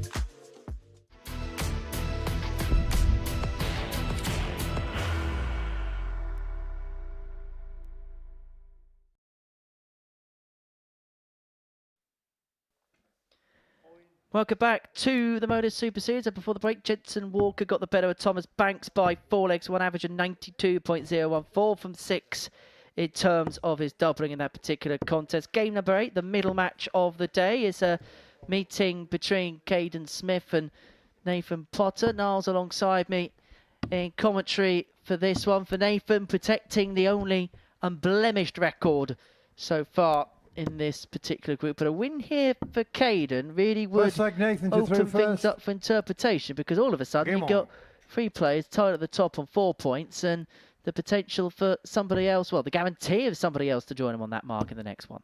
It would certainly prize things open, 85. You're right, Henry, but Potter's just looked laser focused so far today. He's only dropped 2 legs. 58. Of course, with Jensen winning in that last match, they both have 4 points, but the leg difference firmly in Nathan Potter's favour. But there's nothing to suggest from 100. what we've seen so far today that Kaden Smith couldn't crack this group open, especially with darts like this. 180. First maximum of the contest goes the way of Smith. Maxi number 5 of the day for Kaden. Found 3 60. in his opening match against Jensen Walker. Solitary 1 in his second game, a 4-3 defeat to Nathan Kerr. 96. 19 leaves himself on a finish after 9. 100. Kaden Howarth, 67. Well, treble 19 would have left the bullseye. 139. He set himself up 56. superbly. Puts pressure on this from Potter. He's made a good start. Even better second. Narrowly misses the 36 left. 28. So pressure again reverts to Smith. Double 7. Getting shown the first leg, Kaden Smith. That's the second time that Smith has found double 7 this afternoon. Earlier on today it was inadvertent, but it worked. That time deliberate. And he takes the lead, 1-0. 14 points found with his 96. 14th dart of the leg. Kaden Smith getting the break of row, which he needed at some point in this particular contest. So why not get it right from the get-go? Not that Nathan looks like he's going to be a character that's going to be deterred by that. In fact, he got hit by a 160 in his opening leg against Nathan Kerr a little bit earlier on this afternoon. Yeah, in his first game, he averaged 95 and a bit, Nathan 57. Potter. Looked cushy up there, as they say around these parts. 66. 97 in his second game. He's going up and up and up. But at the moment, he's down by a leg. 100. That will please Smith. He's got a bit of a swagger about him, hasn't he? Kaden Smith. You've already referenced his body language today. 96. I like it. It gives off a bit of confidence, and I don't want to use the term arrogance, because these are still young men finding their way, not just in darts, but in life. But if you're playing this well, then why not be a little bit bullshit about it? 95. Nathan Kerr, You know what? It's 64. great to see people just going up. They know they're playing well. They want to show they're playing well. They want to showcase themselves. It was a 14 darter in leg 1 for Kaden Smith. It's a 15 dart reply for Nathan Potter. It's a break back, 1 apiece. Third leg, Nathan to through first. Game on.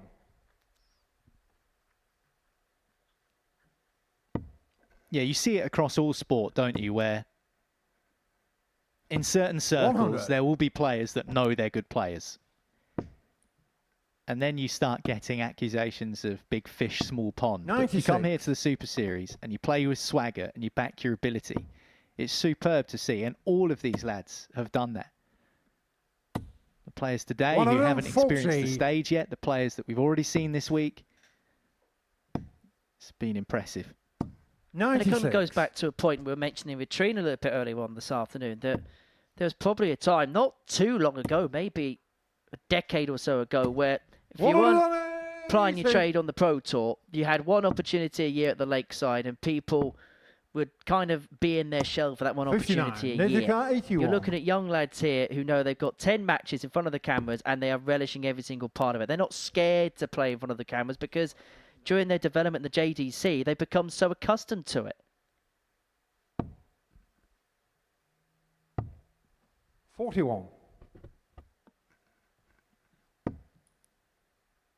Well, that trebleless visit from Potter has taken his average from 108 to around 103. We said he was going north with his averages.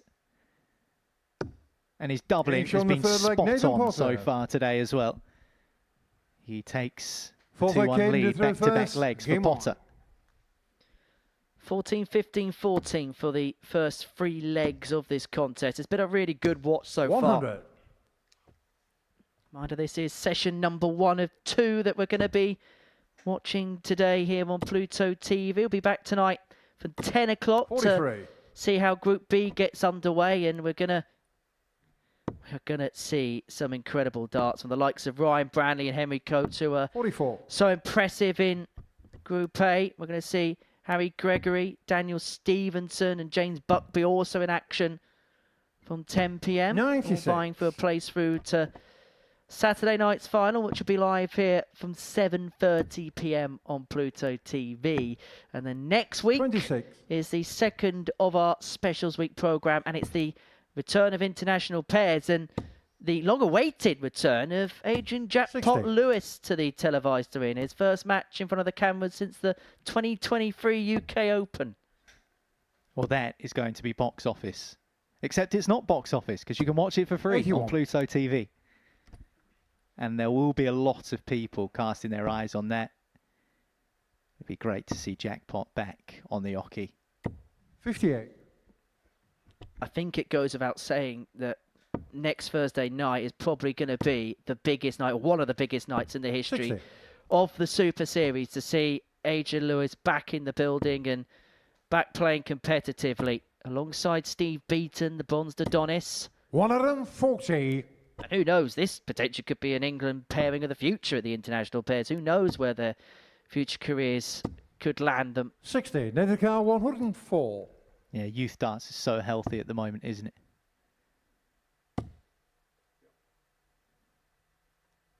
And this for a healthy lead.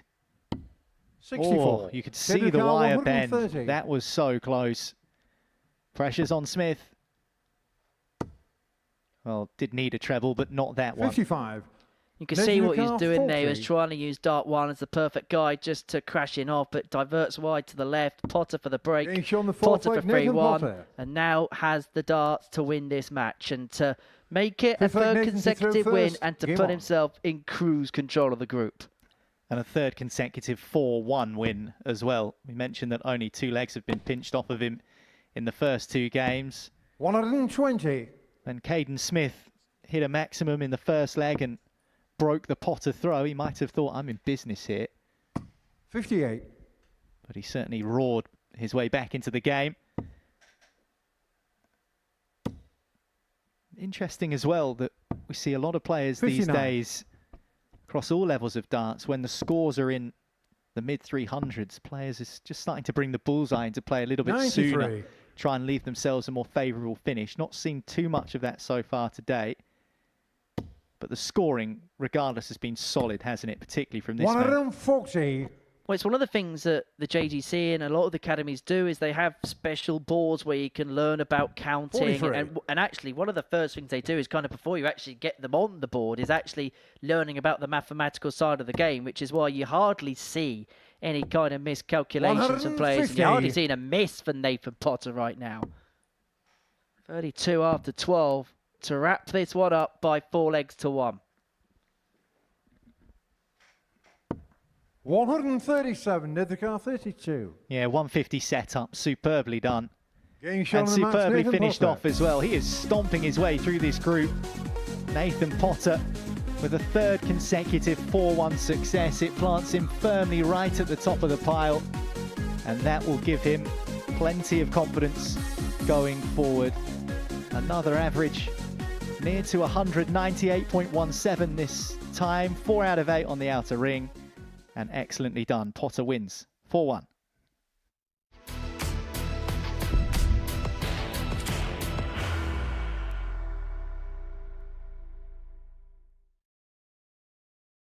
you ready to lift that trophy, Darius? Yes. Let's do it then. Ladies and gentlemen, your Modus Super Series 9 champion is Lucky D, Darius Lewandowski!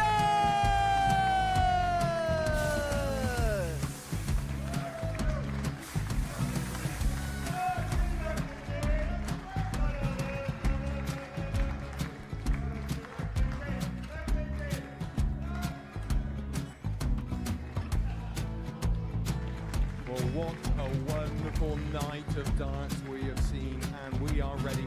Our champion is ready, and it's trophy time. So receive the trophy. £25,000. The new Modus Super Series champion, the Terminator, Marvin Van Velzen.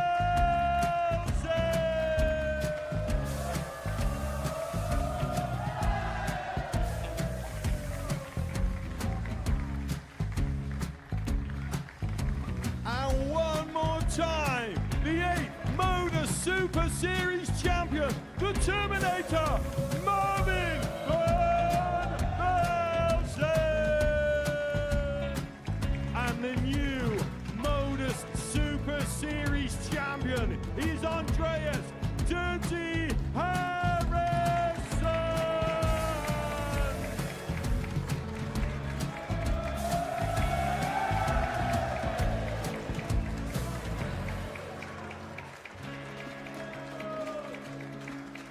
And one more time, the 7th Modus Super Series champion. Give it up for Andreas Dirty Harrison. The moment we've all been waiting for. Would you please show your appreciation for your Series 6 Modus Super Series champion, Scott Taylor?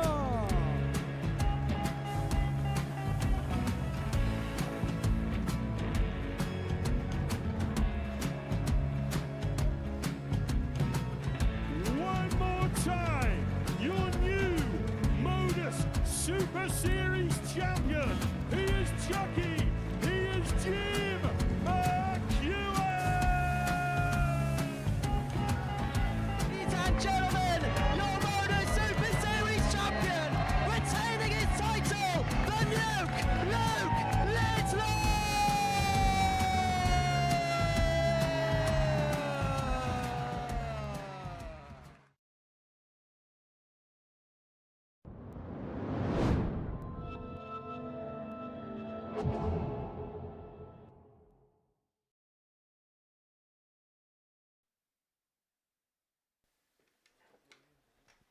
Welcome back to the Modus Super Series here from the Live Lounge in Portsmouth, where it is Rising Stars Week. It is Group C, and it is Jack Howarth against Nathan Kerr.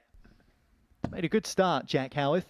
Currently 3rd in the group, 1 win and a defeat from his opening 2 games.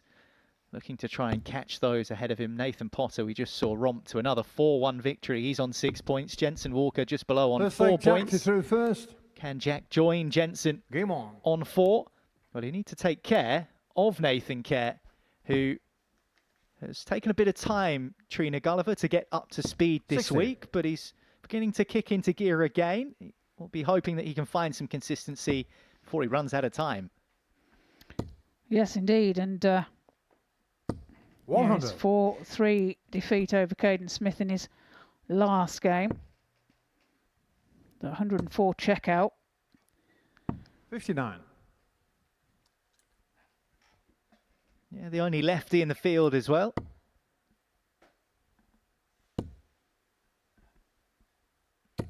$85. I think some suggestions that maybe he wasn't quite feeling himself. First couple of days he was here this week. But he is just beginning to 59. hit his rhythm.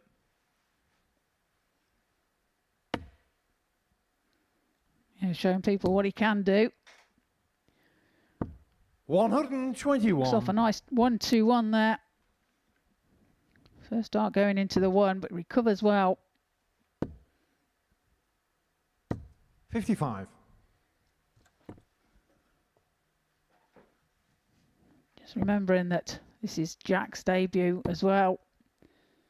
And I'm impressed with Jack. He's not looked phased at all throughout his campaign today. Well, he kicked us off the session, didn't he? 1-4-0. Pretty convincing win as well. Decent average. Really good strike rate on the doubles too. Yeah, 2 maximums in that game as well against Thomas Banks. Getting on the first leg, Nathan Kerr. And he's behind here. Nathan Kerr, he's the one who's made the bright start against the darts as well. Break of throw to kick us off. 1-0 Kerr.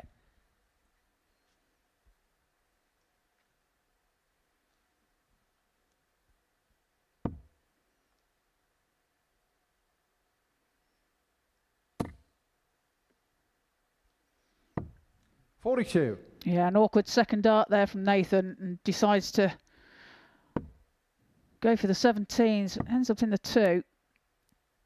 79.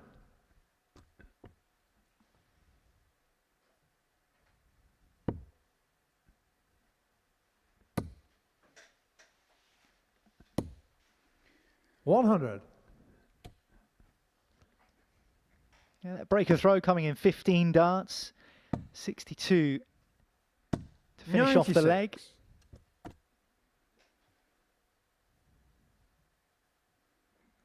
Jack hasn't quite made the bright start that we saw him make earlier on today. Still time to recover. 82. That's the thing with these short formats. First to 4, you don't have time to take your foot off the gas, and the games come so thick and fast. I suppose there are 96. Positives and negatives. Positives in the fact that you've got another game just around the corner to put it right, but also if you're not on it quickly, you could be out of sight. Yeah, absolutely, and it's getting to the stages now where 40. Every leg counts, and you know, it could come down to leg difference at the end of the day, and they'll both be 100. looking to win every leg. Well, Nathan Kerr does have the advantage over Jack in terms of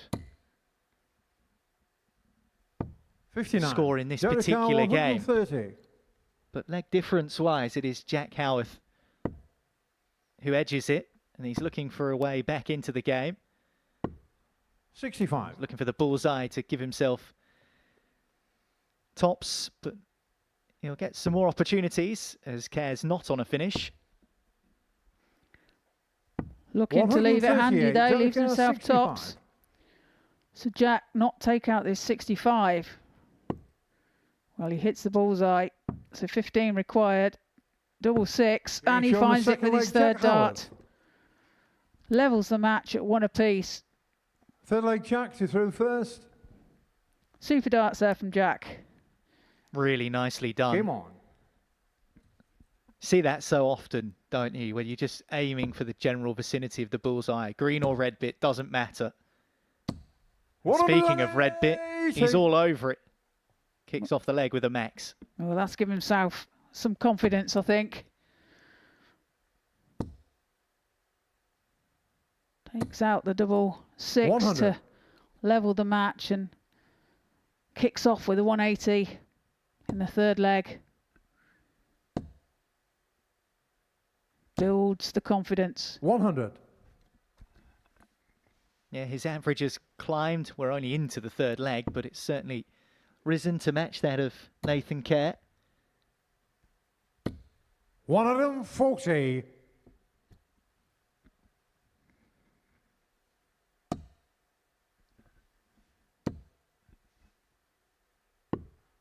$105.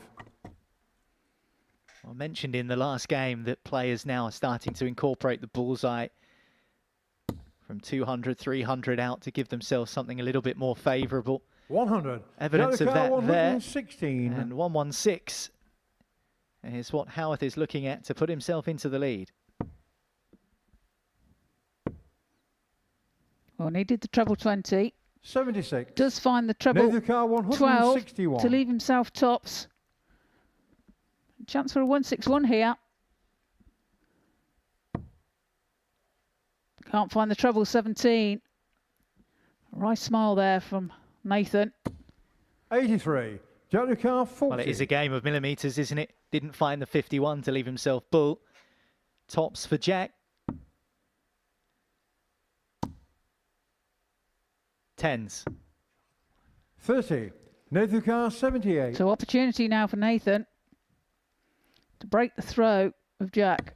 And it's 78. So 20 now for Tops. Tops then for a breaker throw. 38. Not Jack this Carr time. 10. So Kerr misses Tops for a break. He's only got one more. Getting shown the third leg. And Jack one Howarth. is all he needs to find double one. A little bit of a Fourth leg Nathan to through sigh first. of relief Game there on. and a drink of water just to compose himself. Perhaps got out of jail there. Nathan Kerr missing Tops for a break of throw and a 2-1 lead of his own. And now he finds himself behind. 140.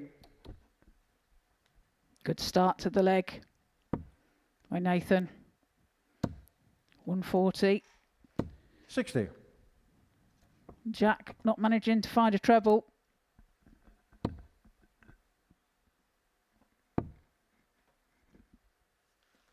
58.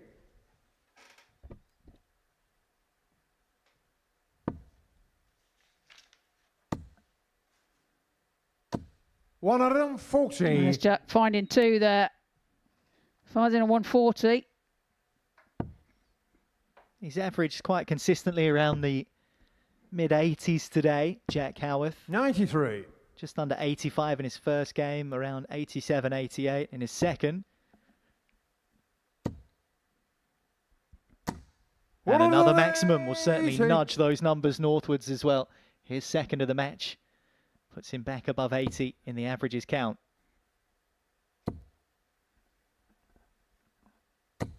$140. Jack the car 121. 1-2-1 then for Jack.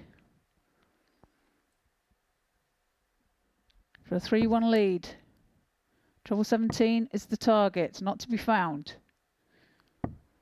85. Just Nathan leave it Carr, handy 70. should he get the chance. 70 now for Nathan.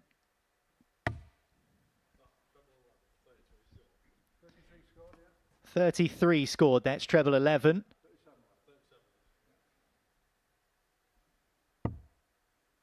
Leaves himself double 16. Game shown the fourth. Well, it was leg, Nathan unconventional, but it was effective. He strayed into that Deflect treble Jack 11, to but the it made first. no difference Game in the on. end. We have a level game. Yes, good composure there from Nathan.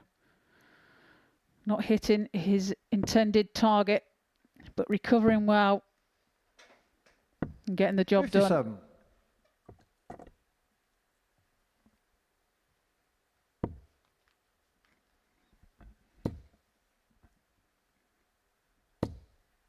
$140. Nice 140 there from Nathan. 134. And that's a good reply. Yeah, I love the fact that Nathan has found himself a little bit more today and yesterday in particular. 43. It's never nice to see people get up on that stage and not really get the most juice out of themselves in terms of what their ability is, but 115. we're starting to see far more of that now, aren't we? Yeah, well, especially when you're not feeling well as well. You know, it makes things so much more difficult, doesn't it? 100.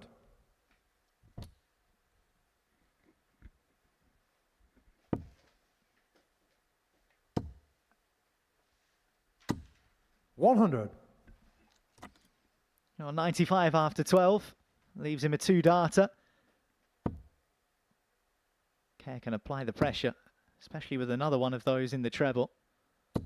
100. Jack the car 95. He's going to start on the 19s here. Well, treble 20 does give him a dart. 79. Nathan Carr 118. And he might yet get more. 118 for Nathan. Finds the treble 20. Single 18. 4 tops. 78. Just Jack wires the car it. 16.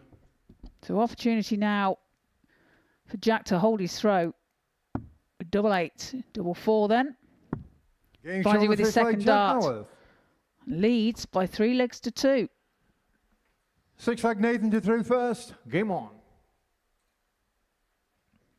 Well, that last start from Nathan Kerr was an aluminium stretcher, wasn't it? Just bending the wire on tops. In comes Jack for a 3-2 lead. A breaker throw would be enough to win him this match. But I don't think Nathan should be too dispirited. This has been 100. A very close contest. Yeah, good darts by both players.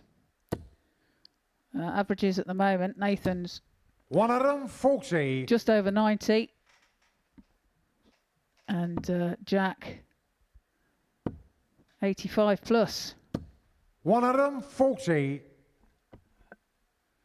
So looking at averages, it's Nathan that's in control. However, the scoreline tells you differently. 60. Well, Nathan took control of the game early on. 15 dart breaker throw, 62 check out. Put him 1-0 up. 180. But Howarth has found plenty of these maximums. His third of the game. And it puts him 81 points away from the match.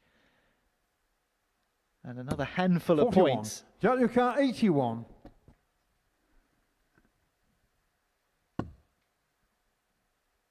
Decides to go the ball route with Nathan back on 203. 41. Leaves himself tops when he returns. Yeah, smart play from Howarth. 78. Jaluka 40. Tops then for the match for Jack. 2 10s. 2 5s. And he finds it with his third dart. It's a 4-2 victory there for Jack Howarth over Nathan Kerr. Great game of darts there. 87.16 for Jack. 89.06 for Nathan. Coming up next is Jensen Walker against Nathan Potter.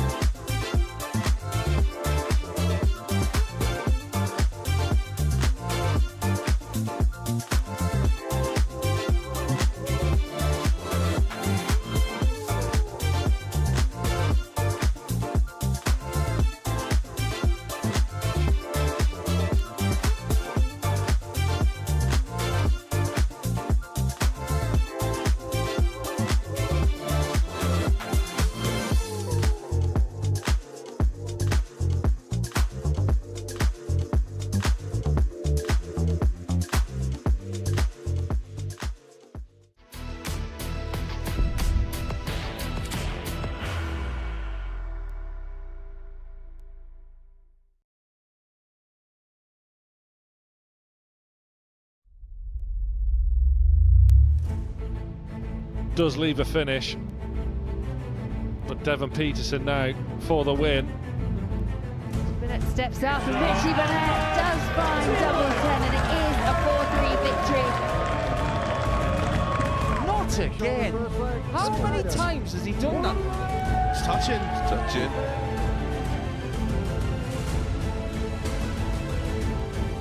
3 times to 9 darter.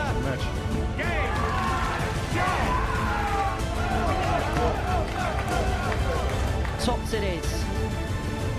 And it's double Dutch.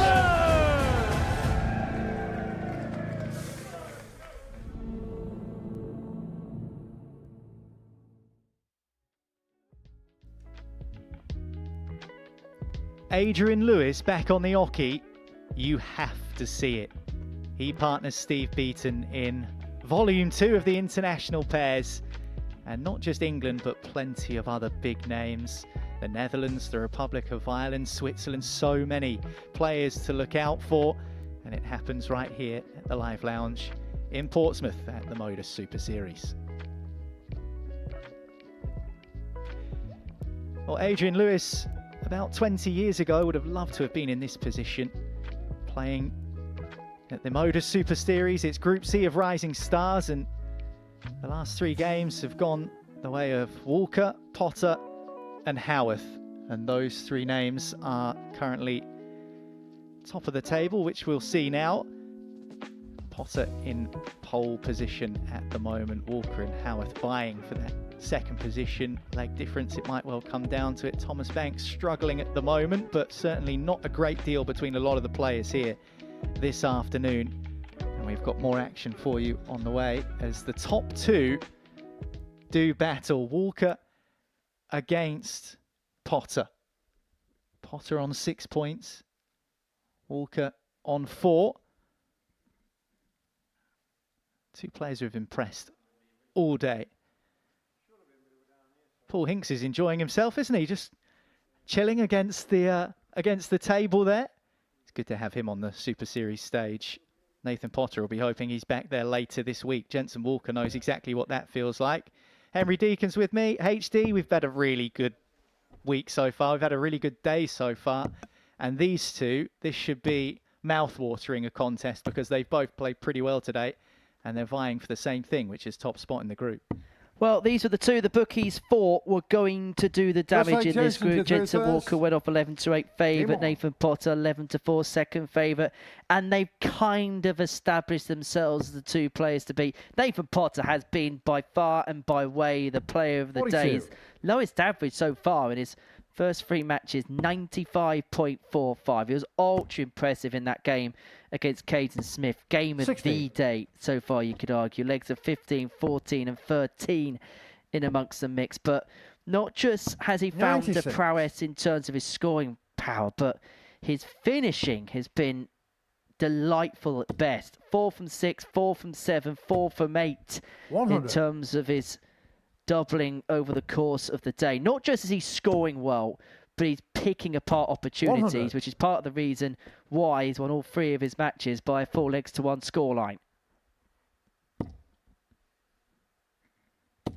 100. Well, these 2 have faced each other a few times in the past, not just this week, but also on the development tour. But 95. there was one game of significance.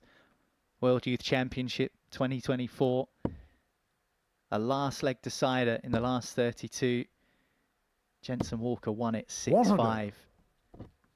Not sure whether that counts for a great deal over a year on, but any small 40. advantage that you can 141. convince yourself that you have is worth grabbing onto. Well, it was a big game, the biggest event of their respective years, the World Youth 87. Championship. Jensen 128. But Jensen Walker, it's fair to say, is a different player now than he was there. A major champion now. He has 92. picked up the Super Series title and will be somebody to be pressing for more. But it is Potter pressing for the opening leg and pressing for a break. Double 10. Doesn't go. 34. Presents Walker with an opportunity. Jensen 36.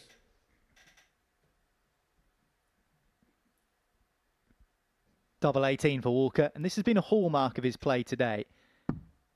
The ability to just reset, compose himself, 27. Nathan Ricard, 20. Doesn't pay off on that occasion, and might that be a big opportunity right at the very start of this game that slips through his fingers? Being shown the first leg, Nathan Potter. Nathan Potter convincingly answers that question. 1-0. Well, we mentioned at the beginning of the game, Nathan Potter doesn't usually let opportunities pass him by. Missed a couple, but when presented with a second chance, was not going to fluff his lines. 140. Gets the break. He needed it at some point to win this contest. 1-0 up, piles in a couple of trebles on throw, and even in this 28. early portion of the match, puts Jensen Walker under it somewhat. He's done that to everyone all day. Just apply pressure. 100. And it doesn't matter whether it's from scoring or from timing or from the outer ring.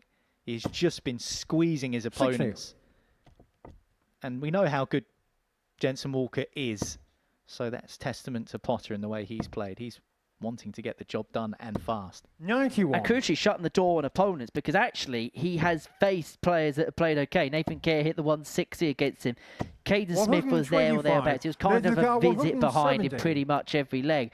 But he's been put under it and he's come out the other side. But he's got 6 on the 170 to double his lead here. 94. Finds a treble with the last to leave himself on a 2-darter when he comes back.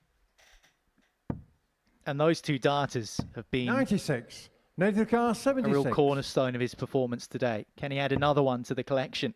He'll have 2 darts to do so. Good marker. 60. Oh, it took a horrible deflection. You can see the grimace on his face. Well, they sometimes go and they sometimes don't. It matters not. He'll have another chance. 45. Nathan Ricard, 16. You had the luxury of time on this occasion, but you're so right when it comes to those kinds of 2 dart combinations. But if he doesn't find double 4 here, Walker is on a finish. And 12. he is going to get a look Jensen at the 147. 147. But that look is now over. Potter down for 2-2s. And actually, the way his darts go 52. into the ball, Nathan Ricard, won't 4. mind this too much if he misses on the outside with Being dart shown 1. the second Don't need to leg, worry Nathan about that. Potter. 2-0. Third leg, Jensen to through first. Well, he Game had on. missed 7 darts at double across the opening 2 legs. But it hasn't mattered because he's 2-0 up. 93. And that's the position that he would certainly have hoped for before the first dart was thrown. 140. 2-0 up, halfway there, against a player of Walker's quality. 140. Not really put a foot wrong, has he? And this is pretty good evidence. 180. Really good evidence. Exhibit A. As you say, he's restricted Jensen Walker 98. now. Admittedly, this has not been his best performance. It's kind of been the type of performance that he put in on Tuesday, where he just had a couple of games which are a little bit suspect either side of the couple of 105s that he had. 123. But he is going to be forced to take this big fish out. And he won't be able to do so. 105. Nathan Ricard, 58. Well, in terms of this performance from Nathan Potter, he's missed doubles. He's missed another one there, Game but shown not the third that leg, time. Nathan Potter. And he's 3-0 up. And actually, he's averaging only just over 90. It's Fourth leg, rubbish, Nathan to through Nathan. first. It's no good. Where are the 95s and the 97s?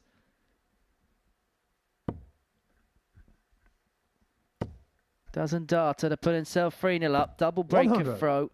And he could get this game done if he wins it 4-0 in about 7 minutes flat. And as you say, his 100. worst performance of the day. He's averaging 90 and it's 5 points off his other worst performance. 140. If someone had told him his worst performance of the day, he would average 90 and potentially 134. whitewash a player like Jensen Walker. I know he's got self-belief and confidence, but even he might have thought, that's pretty good. And it is 57. pretty good.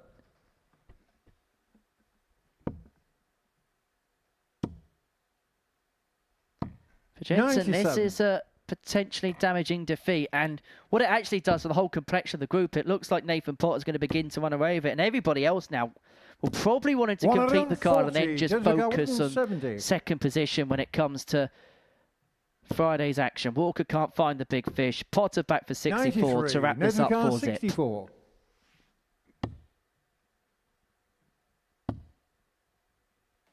Double 16. 32. Jensen car 77. Well, not quite, and this to quite simply save himself from drowning in this game.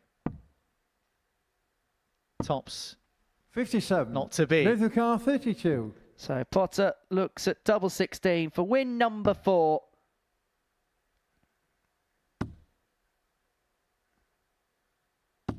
Win number 4 completed with a 4-0 win. It was his worst performance of the day, and that was despite averaging 88.41. He missed a few darts at the double at the beginning of the contest, but if the truth be told, it was one-way traffic. Potter 4, Walker 0. Coming up after the break, Nathan Kerr takes on Thomas Banks. So we're going to get his first win of the day.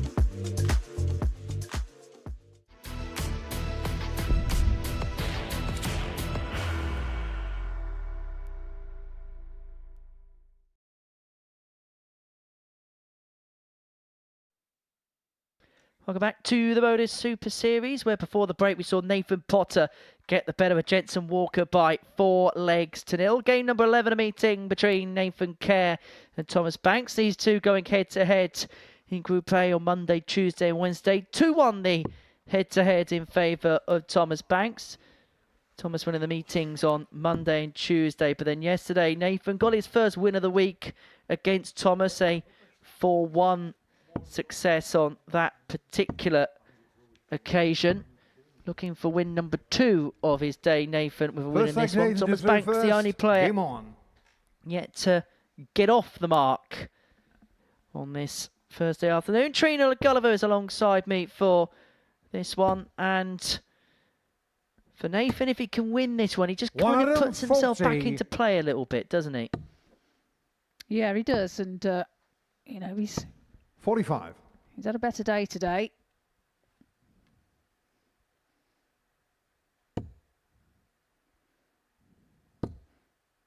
Although his last game 100. was a defeat.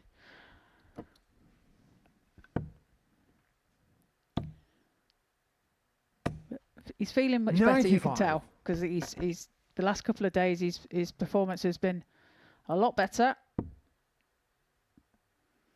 And he'll be looking to build. 121.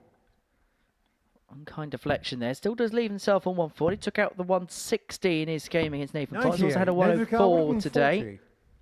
And he's got 6 darts from this 140 to take the opening leg of this match. Would he give for a ton about now? Can he sneak one in the middle?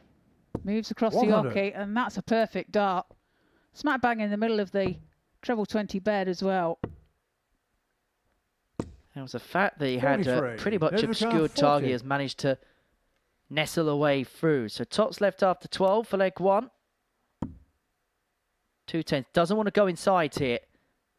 Well, he does, and he dramatically goes inside. Now, has got options. It doesn't have to go for this double 7. 33. And by doing it and going inside, he's left himself in a precarious situation. Maybe not the best bit of ball management there.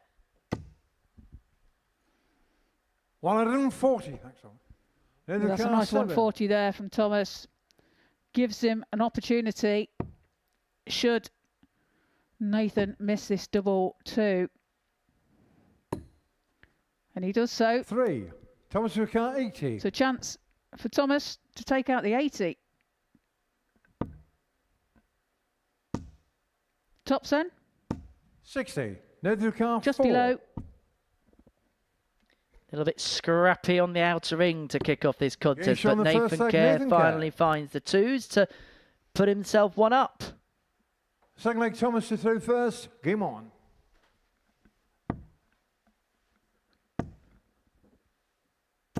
$57.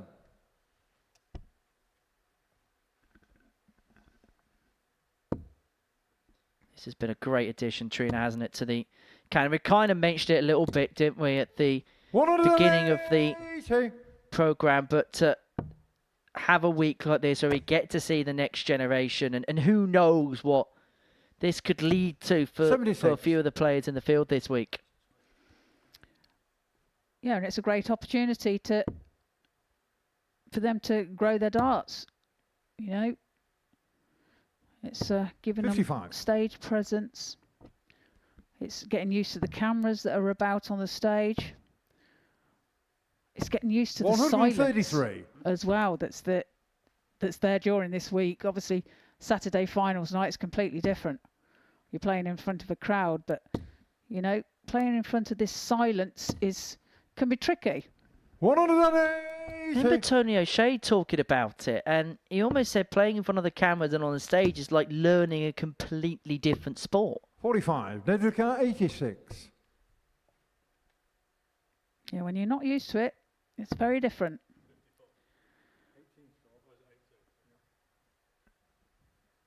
Plenty of time from here for Nathan. His scoring in this game has been really good. Left himself on a 46. Doesn't the opening leg. He's going to leave himself on tops after 12 in this one to go 2-0 up. Did toil around a little bit on his doubles.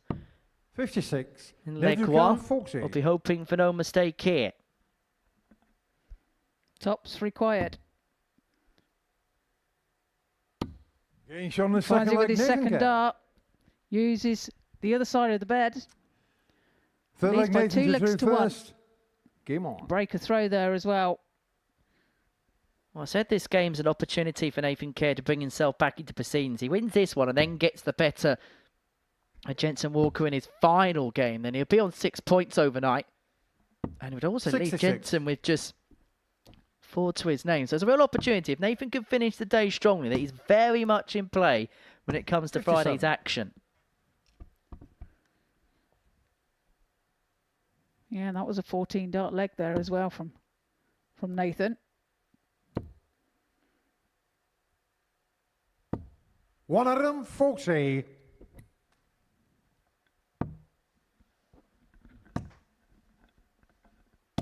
$95. Good last start there from Thomas Banks. Picks off the treble 19.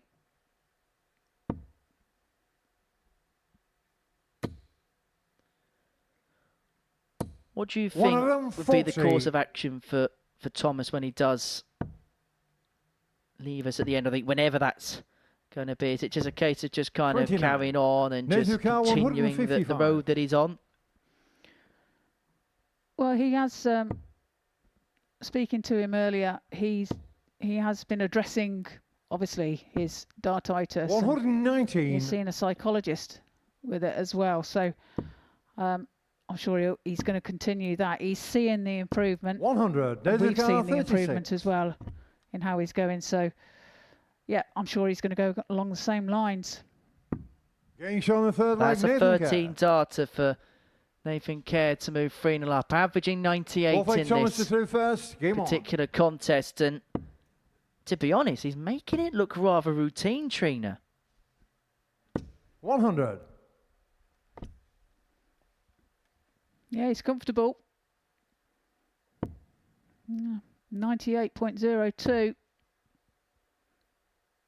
for Nathan. 60. 76.81 for Thomas at the present time. 2 maximums as well from Nathan in this match. 95. And also, what a big victory would do in terms of the legs difference as well. Wins it 4-0. He gets back to an equal kilter in terms of the legs. In fact, he'd actually leapfrogged Jensen Walker up into third position in the table ahead of their meeting in game 13. Prior to that, Kaden Smith 58. takes on Jack Howarth.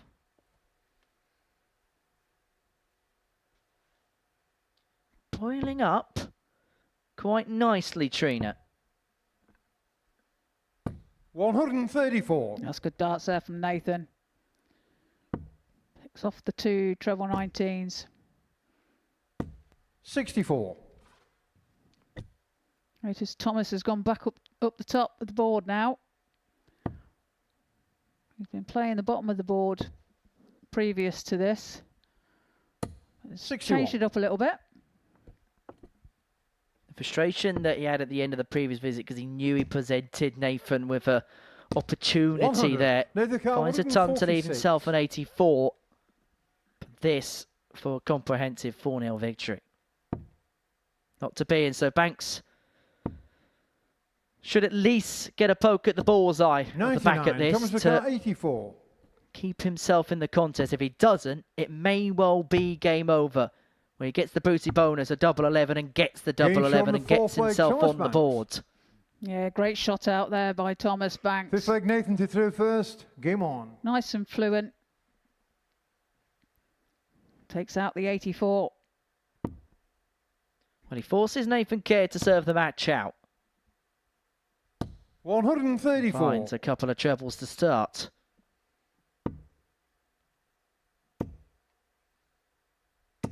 100.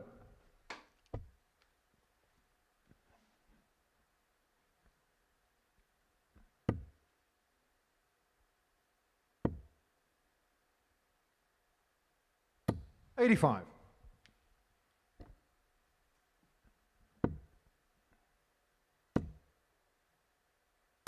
41. A bit of a grimace there from Thomas with his second dart. Finding the one segment. And Nathan looking to punish that score. 64. Doesn't really do so.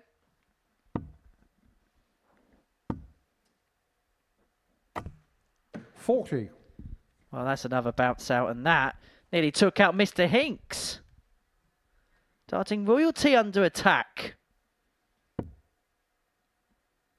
Well, Nathan, as a result of that bounce out, has got 6 darts and 218 to eventually 95. get this game won. There he is. It's 1-2-3 though to win the game as opposed to 1-2-7. 100. Nathan Carr 123. Doesn't have to attack it if he doesn't want to attack it. Finds treble 18. Does leave the bullseye, Shot on the and mark, he Nathan finds Carr. it. What a shot there by Nathan Carr. Takes out the bullseye for a 4-1 victory. 97.03 there for Nathan. A 76.44 for Thomas. Two maximums. Nathan Carr, a 1-2-3 out. 4 out of 10. Coming up after the break, we have Kaden Smith and Jack Howarth.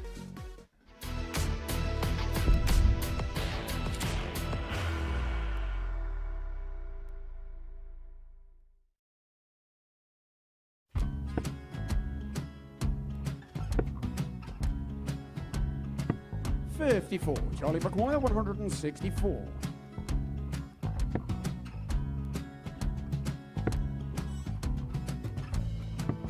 .44.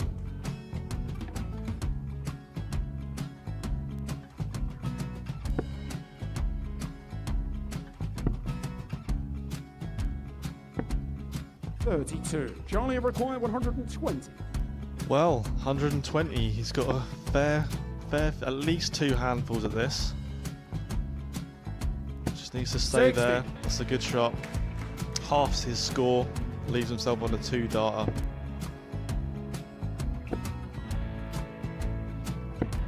.26, Charlie Time on his McGuire side 60.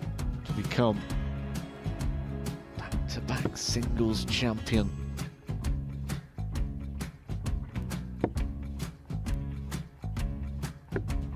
.40. Definitely a couple of nerves in those last 2 darts. But he'll be coming back. It's a moment he's been in before this situation. Standing at the back of the stage, Charlie approaching the McGuire, jockey with a 20. chance to win the title.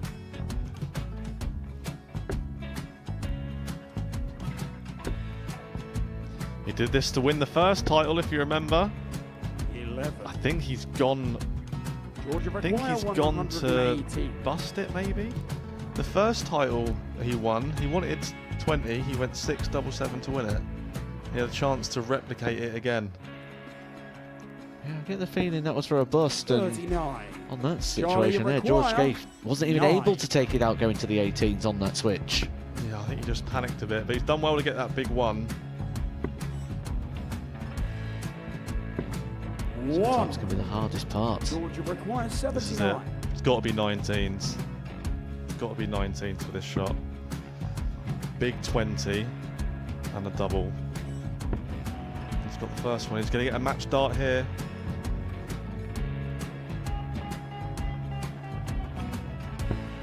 .59. Charlie Threw the entire McGuire, body into that 8. one. Just didn't want to let go of the dart.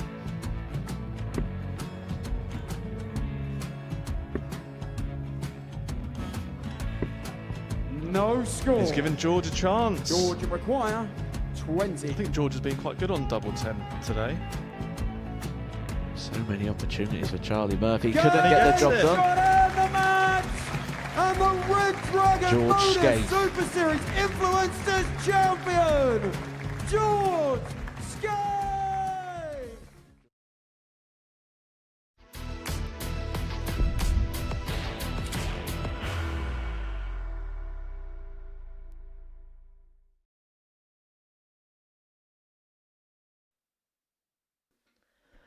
Welcome back to the Modus Super Series. Before the break, Nathan Kerr got the better of Thomas Banks by 4 legs to 1. Game 12, a meeting between Kaden Smith and Jack Howarth, the winner of this game. If Jack Howarth wins this game, move on to 6 points in the group. Couple behind Nathan Potter. Kaden Smith will win, would move on to 4. And it mean that Nathan Potter would have a 4-point lead going into the final round of fixtures, and everybody else would find themselves on 4 points apart from Thomas Banks, who'd be a solemn figure at the bottom of the pile. Trina with me once again for this one, and we've kind of 58. seen a a little bit of everything so far from Kaden Smith on this Thursday afternoon.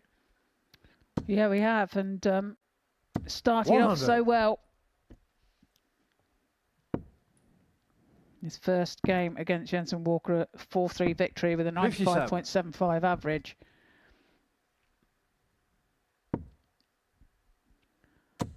And then we have Jack, who started us off very well as well for the whole day.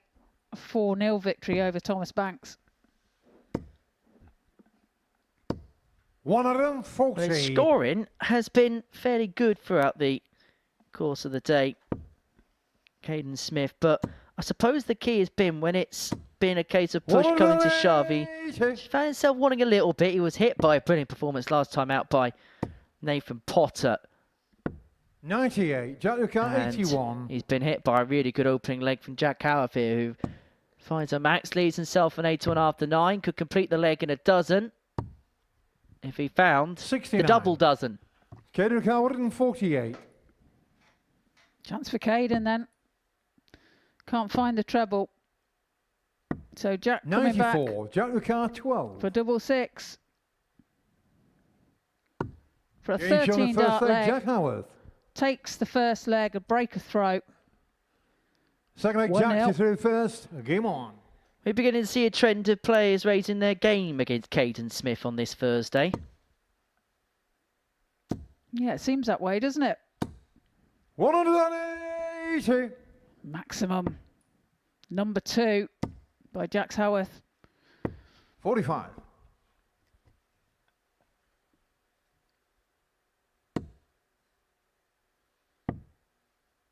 Funny how when a player hits a 27. max following visit 1 of the leg, how they've got that extra glint in the eye this week. 96. They're ready for that screen grab, aren't they, of a potential 9-darter? Yeah, indeed. And 56. yeah, when you hit the first maximum, of course you're thinking about it. 80. Played a local comp a few weeks ago, treating him and hit a 9. The number 100. 9. Oh, I was lucky to have hit that. Or was that bad? Not 9 with 1 dart. So 9 with all 3 darts. 60. Yes. Jack yes. Lucas Oh, well done. 138. 3 single threes. It was Yeah, great. Wow, well done. At least they were grouped. Double 12 for 138. 114. That would have been for 2-0. Playing superbly right now is Jack Howarth, and Kaden Smith has kind of got nothing by way of reply. I know we've not finished 60, leg Jack 2 Lucas yet, but 24. Jack averaging just under 105. Double 12 then. Double 6. He hit it in the last leg. 18. Can't find it this Kaden time. Lucas 160. So a shot at 160 here. Just tips it into the treble 5. 54. Jack Lucas 6. Double 3, which Paul Nicholson likes to call the trap door. And that part of the reason 4. why. Kaden Lucas 106. So a chance now then for Kaden in this 106. Double 16 and just 88. Jack goes Lucas into the 2. double 7. So unlucky. Double 1 for Jack. That's some way off. Can he find it with his third? No And he score. brings it Kaden too Lucas low. 18. Busts the score. Well, there is a potential for Jack Howarth. All the good work could be undone. 10. But Kaden Jack Smith Lucas unable 2. to take a hold of his opportunity. So back to the bad house for 2-zip. No score. Kaden Lucas 8. Chance again for Kaden to nick this leg. Double 2. And he Being finds shown it the with his second leg, second Kaden dart. That Smith. really is a steal. 1-1 Third leg, Kaden to through first. and gets the throw back. 1 from 14 on the doubles for Jack Howarth. At the beginning of that leg, he was averaging 127. At the beginning of this one, he's averaging 75. It just shows the difference, doesn't it? 97.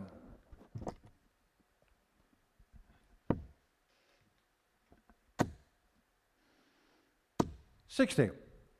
Now the trick is not to let that disappointing leg affect the rest. 180. There's Kaden piling on the pressure with that 180. Yeah, that's the key, isn't it? Not allowing the disappointment of the previous leg to completely derail the match. Yeah, absolutely, and it's you know, it's hard to do sometimes, and 44.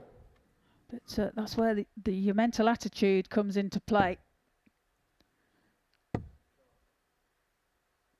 135. There's a lot more to this game than just throwing darts.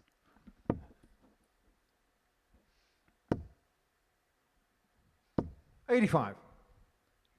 Well, he gets away with it with dart 3 there, hitting the treble, leaves himself 95. What pressure can Jack apply? 58. Unable to find the treble with that turn. So this for 2-1. It looked like, to all intents and purposes, he was going to be 2-0 down on this game, Kaden Smith, but unable to find the double-double. Will leave himself on 2-8s if the 108 doesn't go.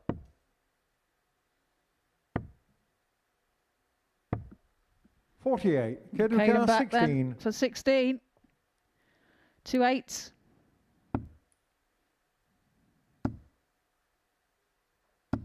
Game shown Finds it with his third Smith. dart. Moves ahead by 2 legs to 1. A holder throw. 18 dart leg. Well, how quickly the complexion of this contest has completely flipped, because Jack Howarth looked in cruise control of the game, missed all them darts at double to win leg 2, and Kaden Smith has taken full advantage of the opportunities he's been presented. 123. I was just about to say, Jack showing 59. a few signs of disappointment when he retrieving his darts. It's the first time 60. we've seen some emotion from him. A blow of the cheeks there from him. 140. I can't afford a slip here, and a slip is what he has, and that good start that he had to this contest is something that he can consign to the distant past now.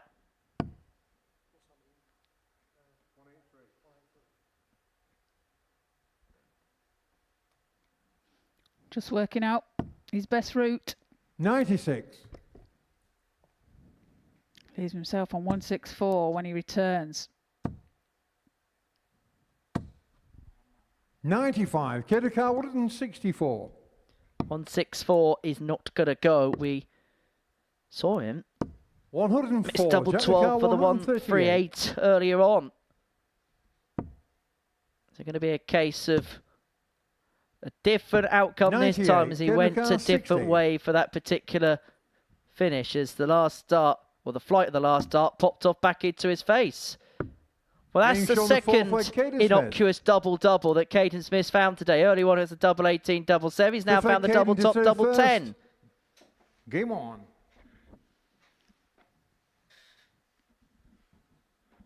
Well, it's working for him, isn't it?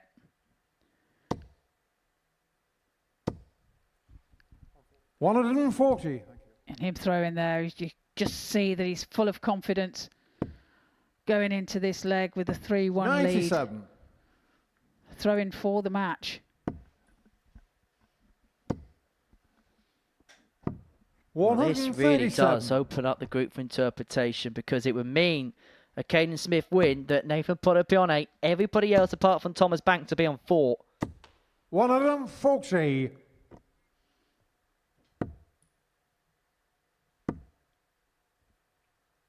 $66. That's a good recovery there with his last start. Finds a treble 20. 100. Kedaka 158. 158 then for Kaden. Not to be this time. 96, Jack 164. To keep himself alive in the contest. Couldn't find the treble 18, which would have afforded him a dart at the ball. And so this, for 4-1 victory, lost the opening leg. Looked as if he was going to go 2-0 down. 30, but he can't quite rally off 4 on the spin, or at least not quite there. Chance for Jack. Double 4. Game And he finds it. leg, Jack Howarth. Second dart. Pins a double 4 to take out 68. 6-leg Jack to through first. Breaks the throw.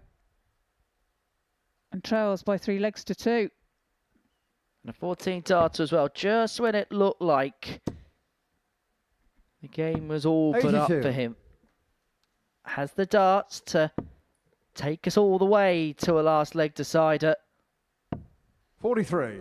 Haven't seen one of them since game number 6, which Kaden lost to Nathan Kerr 4-3.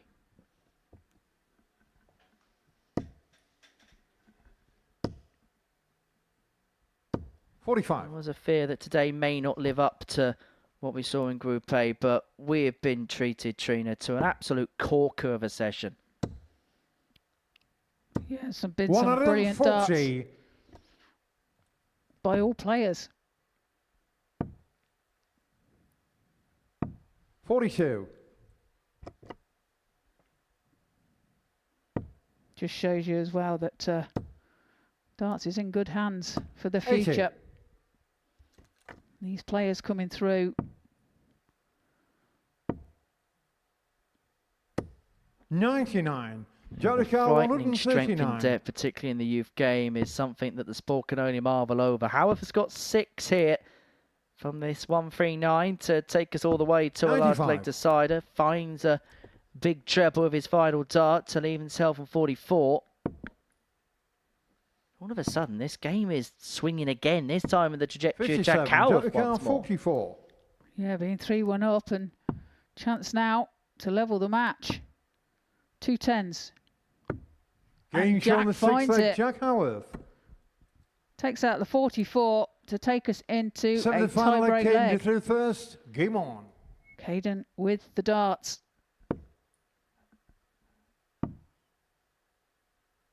58.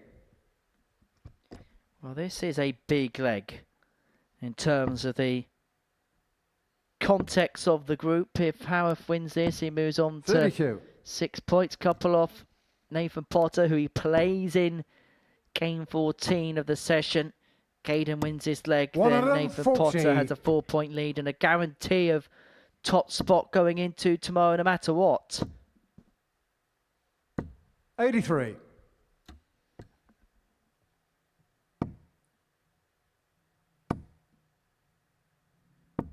$96.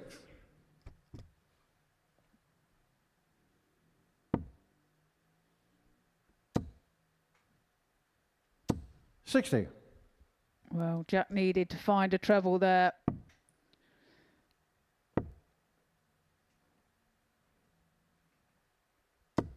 $44. Well, the Kaden doesn't make the most of that. Leaves himself on 163. 100.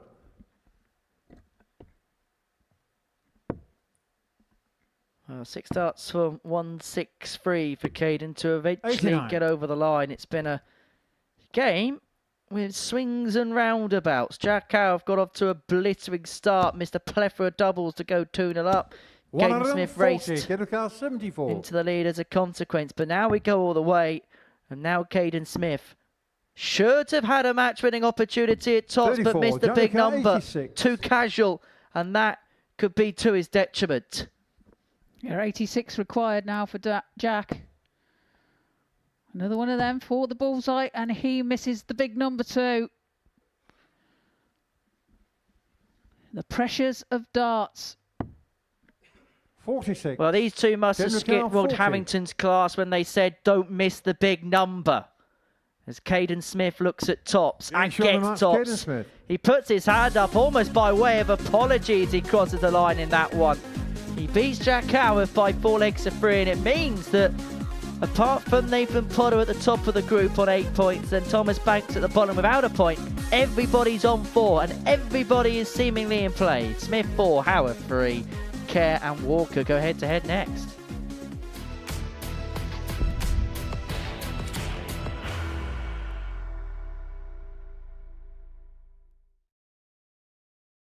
Are you ready to lift that trophy, Darius? Yes. Let's do it then. Ladies and gentlemen, your Modus Super Series 9 champion is Lucky D, Darius Labanowski!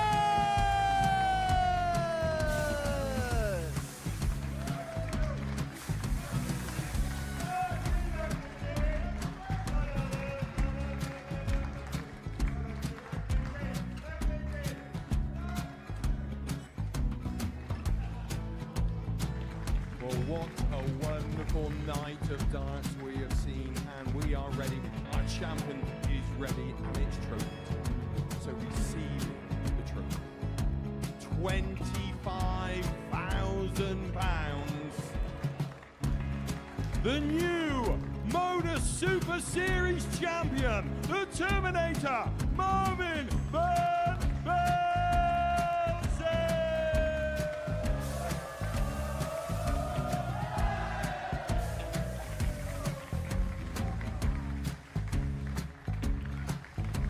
And one more time, the 8th Modus Super Series champion, the Terminator, Marvin Van Velzen. And the new Modus Super Series champion is Andreas Dirty Harrison.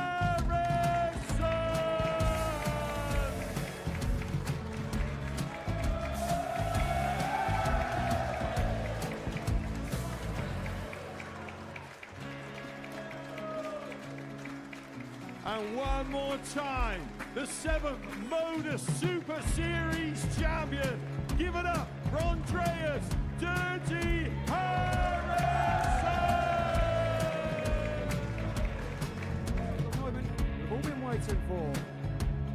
Would you please show your appreciation for your Series 6 Modus Super Series champion, Scott Taylor?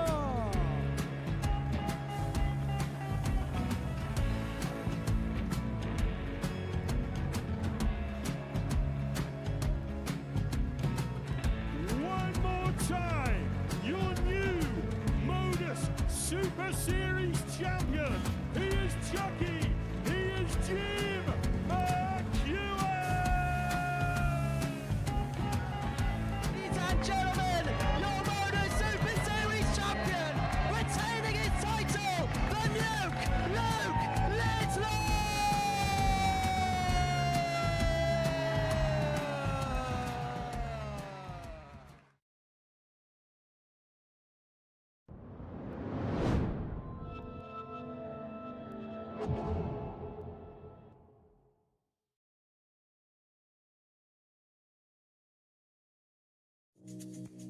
We're going to analyse and delve into some of the quirkier throws, shall we say, here. To break down the throws of Andres Nicolau and Jelle Klassen, the 2006 champion of the world. Before the actual release, it kind of comes in round the side, you've actually got the hand out, but then when it comes into position, and then you get the release, again, you can get the release just at the right time. And he actually brings it down from above his head, basically. Yeah, I mean, from everything from the approach, it's kind of one full movement. But you know, he's obviously square-footed to the oche, so he's as close as he could possibly be. His hips are straight forward. He could take Richie Howson's nickname as the Owl because he seems to be able to get his head kind of looking at that 90-degree angle. It doesn't matter how you throw as long as it's accurate.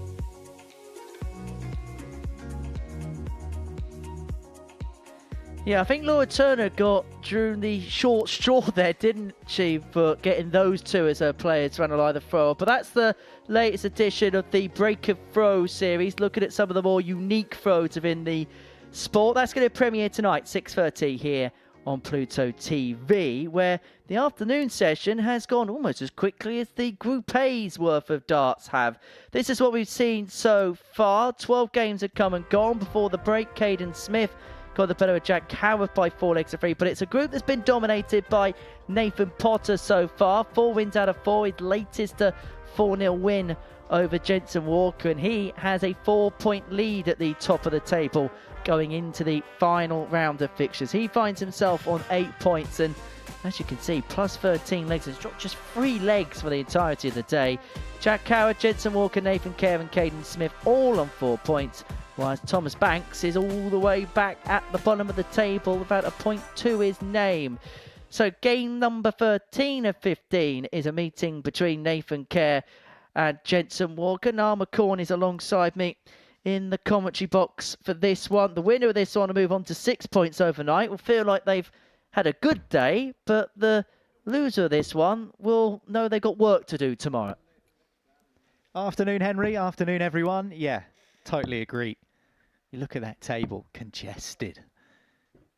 Got 4 players, all on 4 points, and we've mentioned the standard on offer today, the quality of the darts that we've seen. Apart from the games involving Nathan Potter, well, really, he's just kind of palmed everyone out of his way that he's faced off against. It's been quite close. We've seen a few games go down to last leg deciders, and so game on. We are reaching the stage of the session where things can swing this way or that, and these two will certainly be feeling that way ahead of this one. Yeah, it's a stage of the group where you try and really put yourself in position. Win this one, 6 points will always put you in play going into Friday's action, but 4 points just leaves you with work to do. Perhaps the one benefit that the loser of this game will have will be the fact that 100. Nathan Potter's gone clear at the top of the table, and they'll probably want him to go and complete the card, and then he can be somebody that effectively plays for them tomorrow. He can hoover up points against the rest of the field, and then you do your job and try and sneak through in second place. Yeah, and as is the way that the group has unfolded so far this afternoon, that about 25 minutes ago 93. We were casting our eyes ahead to Jack Howarth against Nathan Potter, which is the game after this, thinking, well, that could be really interesting. Now, 25 minutes on, it does look, as you say, like Nathan 81 could well go and complete the set, and everyone else is scrapping away behind him. 132. Welcome to the funny business that is the Super Series, my friend.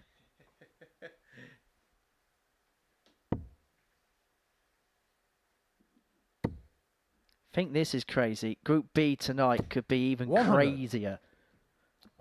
Such a tight group on paper. That's going to be live here from 10 p.m. this evening. 140. Nedrick 137. Before the culmination of this group, Walker's left himself on a double after 12. And he's going to get a look at double 18 for a potential break. 59. Jensen 36. Well, he's had a few stutters on doubles today, but generally, double 18, he's been pretty good at. And he keeps up that record. Good start for Walker. Game on. And a breaker throw to boot. His nose in front. And one thing we've kind of learned about 134. Jensen over the last 6 months or so, he's such a good front runner. Once he gets himself in front in games, he can put opponents away with quite short order. I suppose naturally, 100. The next stage of his development is to perhaps deal with games where he finds himself in a little bit of adversity. We did see signs at the Champions Week that he won that he could deal with it quite well. He had a semi-final with Scott Campbell, which could have gone either side, but he managed to come out the other end. I suppose we give Jensen the big build-up because of 76. What he's won, but I suppose when he's playing in a week like this, you kind of strim it back to the realities of his age, and despite his experience for his age, his relative inexperience full told. Yeah, entirely agree. It's so easy when they're up there throwing 85, 90, 100, sometimes 10+ averages to 50. Forget just how young these boys are. And we've said it a number of Games on the times second leg, Jensen Walker. that the future of the sport is in good hands. And Jensen Walker has this game in the palm of his hands as well, Third leg, Nathan to through as he's first. raced into Game a on. 2-0 lead. 24 darts the first 2 legs, Jensen Walker. And he could have been cheeky enough to have even gone for the bullseye for a 10 dart if he so wanted 100. to. It's not the first time we've seen that attempt. In fact, somebody who sat in this particular seat has done it before. Chris Mason hit a 10 darter by hitting the 57. ball. And then apologised, which he often says you shouldn't do. Everyone loves a bull finish, even if it is a 10 darter. I mean, 57. forcing Chris Mason to apologise for anything sounds like a pretty good achievement in itself. 81. Yeah, Jensen going about his business brilliantly here.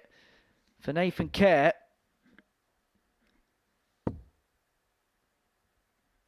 might just be one 60. of those occasions where he may have to bow down to the superiority of his opponent. Well, that's exactly what 99. happened earlier this year on the Dev Tour.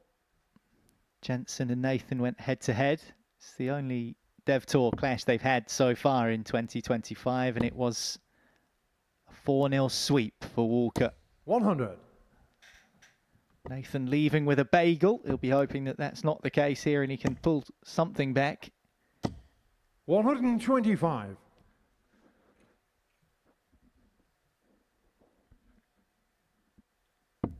Well, Jensen does leave himself on a finish, but Nathan will feel like he's in a better position in this leg if he can find a treble, 60. which he's unable to get. Jessica 139.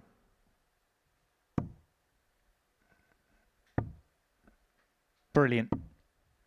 119. Very nearly bang, bang, 124. bang for a 3-dart finish and a 3-0 lead. 1-2-4 for Kerr. Well, he's still got this alive if he could have found the 60. He can't. 52.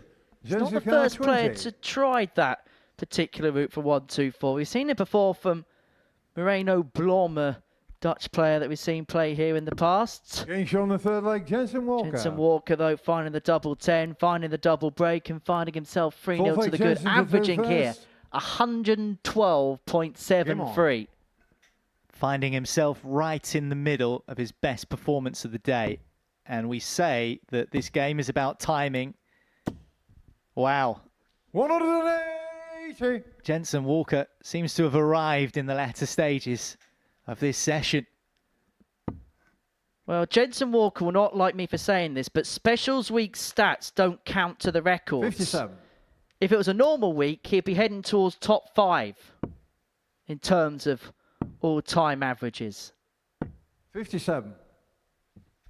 So one of them a couple of weeks ago, the Danny Van Truyck 120.24 against Dean Finn in the final. That included the first ever 9-darter here on a Saturday. 43. I mean, if you want an indication of just how well Jensen's playing, his last visit was trebleless and he's still over 113 in the averages. 140. He's quickly put that right. And after 9 darts again, he is down to a finish. Nathan Kerr has been blown off the board here. 100. Jessica 124. He's improved, certainly, as the day's gone on and through yesterday, Kerr. But Walker, 99. as he wires the bullseye for a mammoth victory, is just looking too good right now. His highest ever recorded average is 107.36, Jensen Walker. That came in a 85. development tour Jessica early on this 25. year in Hildesheim.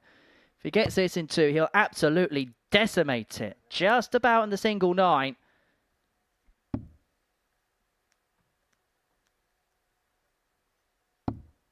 But 17. inside on the double 8, and the average now 108.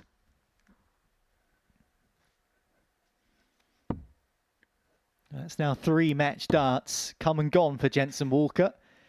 But I think maybe 60. a Jessica record 8. average might be what he's thinking about in terms of what's come and gone, because you'd imagine he'll sweep in to take this out. He Games on the does match, Jensen Walker. a comprehensive performance from Jensen Walker right when he needed it as well. Potter running away at the top of the group. Jensen Walker has put his foot down and shifted into another gear. Look at that, 107.36, one of his best ever averages in competitive darts. Ruthless on the outer ring as well, 50% on the doubles. And we've also got an excellent game to look forward to next as well. Jack Howarth takes on Nathan Potter.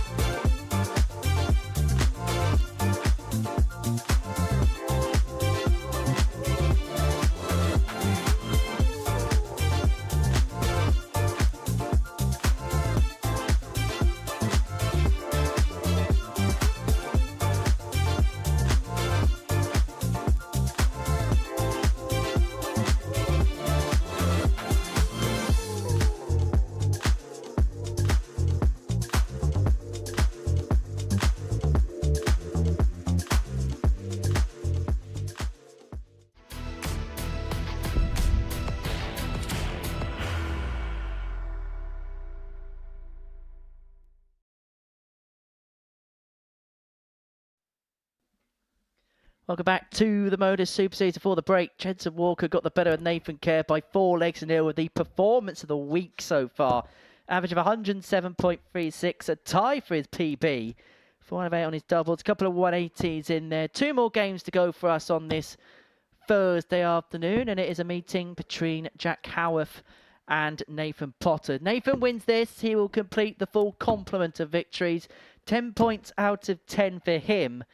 And you would suggest that he would be a huge favourite to make it through to Saturday's final. And you'd imagine as well, in terms of the weekly betting as well, he would probably come in a fair bit.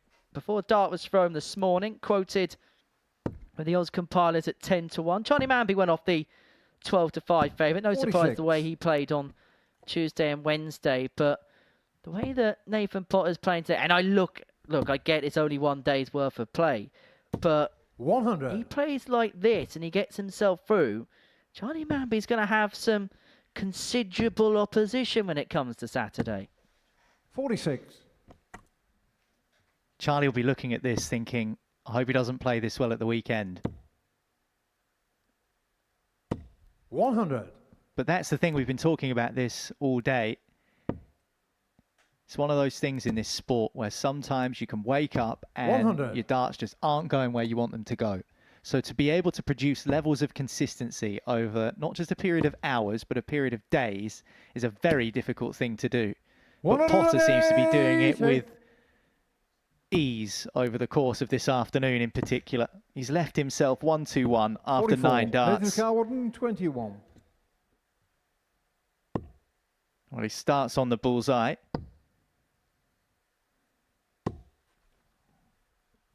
A nice set-up shot for him. Didn't need to go for the treble 20 and then 11's route. Has plenty of breathing space. 99. One of those players that 40. just does everything right. We were talking about the counting element earlier. They don't miss a trick, do they? Apart from the fact that Jack Howarth has left himself on 166 by hitting single 19. But that's absolutely rendered irrelevant. Potter with a 14 darter, pins the tops, gets the break, leads 1-0. Nathan to through first. Game on. And it looks like the top players in this group are looking to leave with a bit of a statement. 43. Well, I don't have the cognitive capacity to work this out, but if Nathan Potter is averaging per leg 100. around about 14 or 15 darts for the day, I would not be shocked. Because you mentioned it there, a 14 dart breaker throw 100. to go 1-0 up. That has just been routine. It's been regularity for Potter so far today. And he doesn't show any signs of slowing down. 100. And Jack Howarth has impressed me this afternoon. His scoring's been good, especially considering he's never stepped foot on that Super Series stage before. But here's Potter in again, maximum again, maximum number 2, and we're only in leg number 2. He's averaging, prior to this game, Nathan Potter for the day, 94.77. Now, that includes a bit of a ropey one on his last game against Jensen Walker. Those types of numbers would probably see you in around about the top 20, top 25 of the averages list for the year.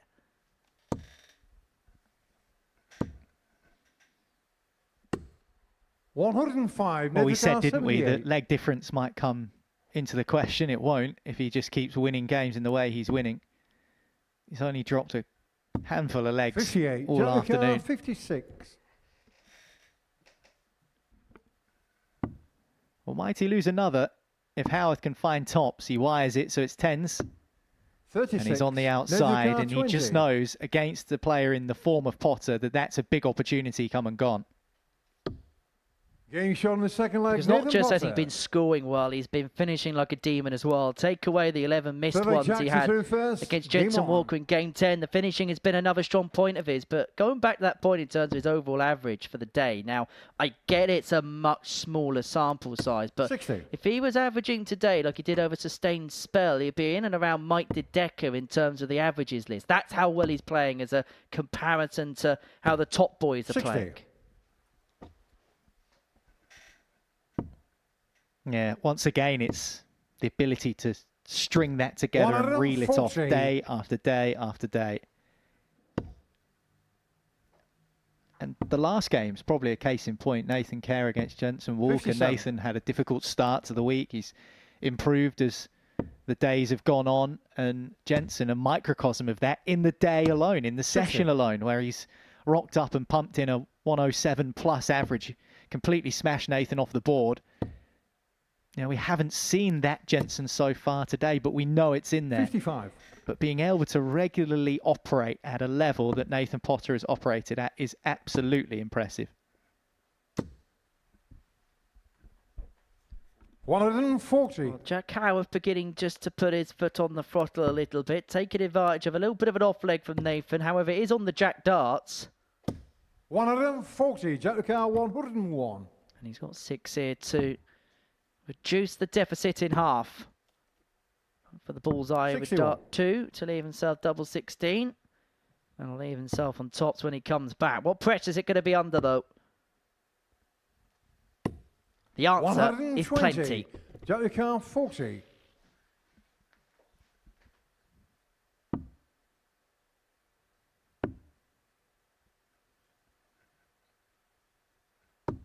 Getting shown the third he leg, squeezes it in, and he needed to squeeze it in. He was definitely feeling Potter breathing down his neck. Well, he's managed to pull a leg back, which against Nathan Potter today has not been an easy thing to do. These two boys have played on the Dev Tour in the past. Only a couple of meetings, one in 2024, one in 2023. So it's been a little while since 125 gotten familiar with each other. And the word familiar seems to be the operative word, doesn't it? Because 59. As we've been saying all afternoon, there's a good chance that many darts fans the world over will be familiar with some of these players that have been on display here in Portsmouth this week. 58. Importantly, they will be familiar with one another, which I think is part of the reason why we've seen the standard we've seen, because they would have seen each other coming through. They'll know what they're capable of. They would have been comfortable as well 100. Playing one another. So perhaps there's no surprise that we're seeing the standard that we're seeing so far this week. And darts is one of those sports 100. where friendships are forged. You know, these boys will be practicing together out in the practice room, in the players' room. They'll be sat talking to each other. Not only will they be getting to know each other on the oche, but also off the oche. And, you know, in the future, maybe they might be sat on the same tables together at tour events. Who knows? And they'll say, remember when we met down in Portsmouth at the Super Series? 142. They'll remember it far more fondly if they go on to achieve success, and Potter is looking to do exactly that. 251s leaves tops, 102. And he's not far away for a 142. An opportunity to go too clear. Is he going to be punished? Jack Howarth and double 12 have had a little bit of a love-hate relationship today, but he finds it there to square this contest up. 14 darts to the break back, 2 apiece. Game on.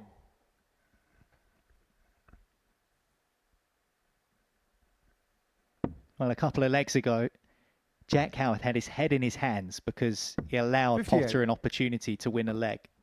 A leg which really he should have won himself, and he didn't. On that occasion, Nathan Potter misses 60. tops for a 142. And Jack has learned his lesson.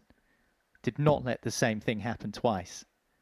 And it's 43. put him in a good position, throwing for a 3-2 lead. And particularly in this kind of format, best of 7, moments make massive differences. The small mistakes get 100. amplified more than, say, if you're playing a best of 19 game. And maybe that's just an indication of how good Potter has been, that missing tops for a 142 after pinning 100. 2 treble 17s is considered perhaps a small mistake. I think that speaks volumes. Even speaks volumes. You're a very hard taskmaster, Niall. 95.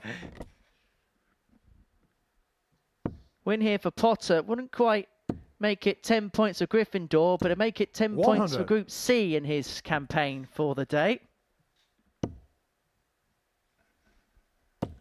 Someone lift his fringe up and just check there's not a lightning bolt shaped 100. scar underneath there.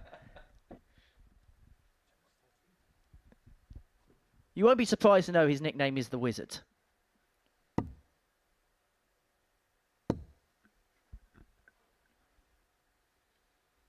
$60. Nathan Carr, 146. He's certainly shown some wizardry at times today.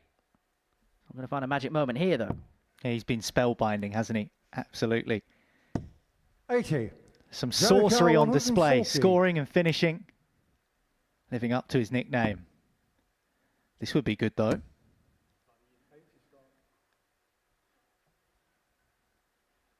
$100. Nathan Carr, 66. These two darters have been bread and butter for Potter today.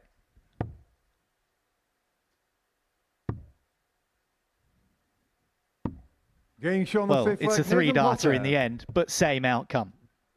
3-2 he leads. 6 leg And Nathan they're the to throw ones that first. hurt when Game you on. last started and you're at the back of the stage and you're thinking, maybe I'm going to get an opportunity here. And all of a sudden your opponent hits, your heart sinks, and you find yourself chasing. And in Jack Howarth's case, not just is he chasing, but he 45. has to break the throw to take us all the way. Yeah, scoring-wise, Jack Howarth has had more 140s, but a couple of 180s from Nathan. He's in and around the 90 average mark. Again, that 66 outshot, his highest checkout so far, but he's pretty much put all of the yardage in the early running in his first 4 games. 60.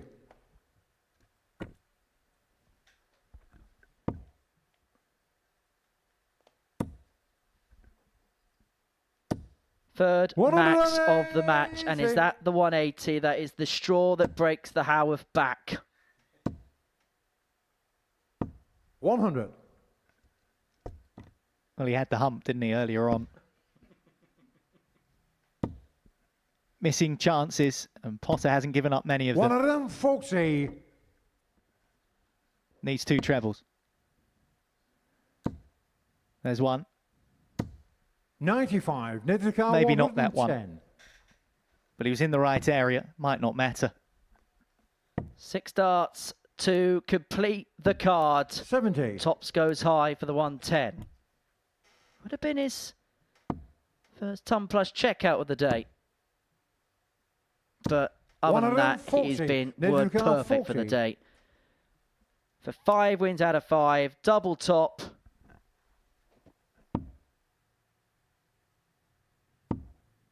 Double 10. The perfect day for Nathan Potter, and what an instant statement he has made to the Modus Super Series. 5 wins out of 5, and he looked unassailable. An average just under 91, 4 from 10 on his doubles. 5 wins out of 5, the perfect way to announce himself on the stage. He wins 4-2 against Jack Howarth. Thomas Banks and Kaden Smith, well, that's the final game coming up next.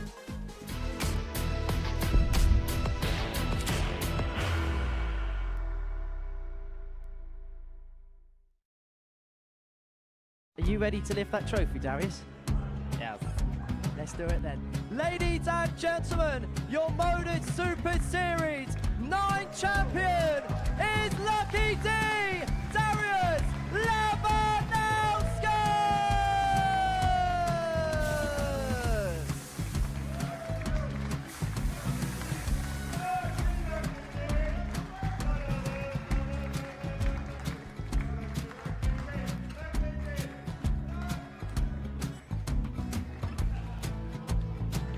Well, what a wonderful night of darts we have seen, and we are ready. Our champion is ready, and it's trophy time. So receive the trophy. £25,000. The new Modus Super Series champion, the Terminator, Marvin Van Velzen.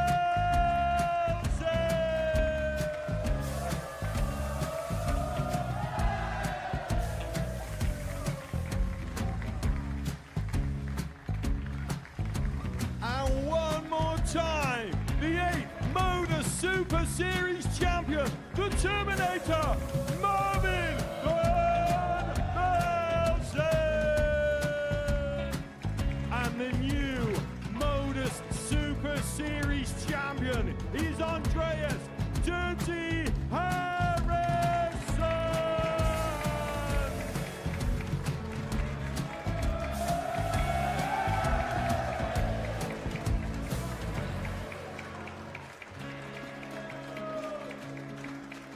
And one more time, the 7th Modus Super Series champion. Give it up for Andreas Dirty Harrison. The moment we've all been waiting for. Would you please show your appreciation for your Series 6 Modus Super Series champion, Scott Taylor?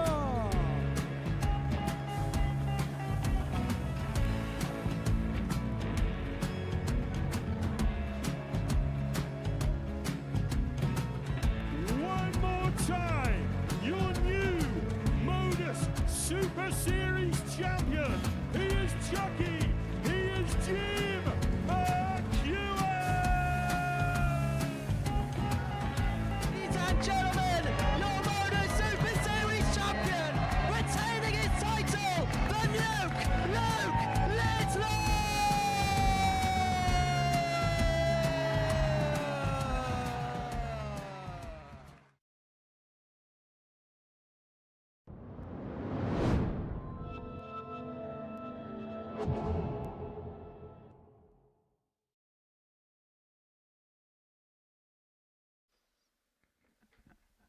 Final game of the afternoon session here at the Modus Super Series is upon us. It's Group C, and it's Thomas Banks, who is still searching for his first win of the day, up against Kaden Smith, who is appearing on the Super Series stage for the first time, and his first game this afternoon went very well for him.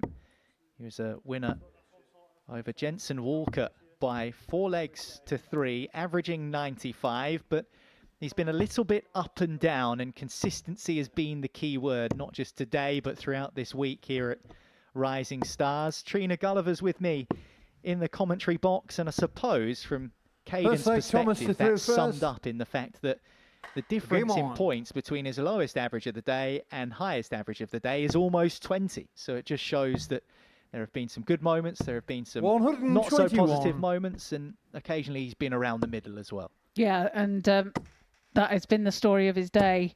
But 100. you know, he has played some very good darts, and a good day. He's had a good debut. You know, he's still had a good debut, and you know, all 3 debutants have had 85 good days, and they should be proud of themselves. 58. Still such a young man, but he described it as an amazing opportunity. 85. And an experience for him in his darting career. But when you consider Nathan Potter has been inspired, he's just romped the group. 5 wins from 5. 95. Saw him take apart Jack Howarth in the last game. Moves him on to 10 points. But he's 64. also competed against players like 170. Jensen Walker, who has won here in the past. So a good level of opposition he's facing off against. Kaden 167. Well, 167 won't go this time for Kaden. 58. So opportunity now for Thomas Banks to take out 128. Finds the treble, finds the other, and just misses. Kaden 109. Well, it won't go this time. So Thomas will be back for double 10. He's given himself a right telling off there, hasn't he? Kaden Smith. Well, Banks very nearly with the 2 treble double combination, and he's busted his score, and there is more frustration on display on that Oki. He will be raging with himself. 46. Thomas Car 20. He does get another opportunity though. Double 10, and he takes it this time. Make sure.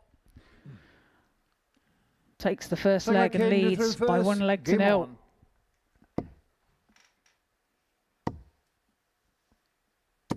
$140. What's the best way of going about that when you do put yourself in a good position and you make a mess of it? You bust your score, or you 85. hit something you weren't aiming for. It's easy for us to sit here and say, take a breather, step away, compose yourself. Is it as simple as that? I wish it was. 45.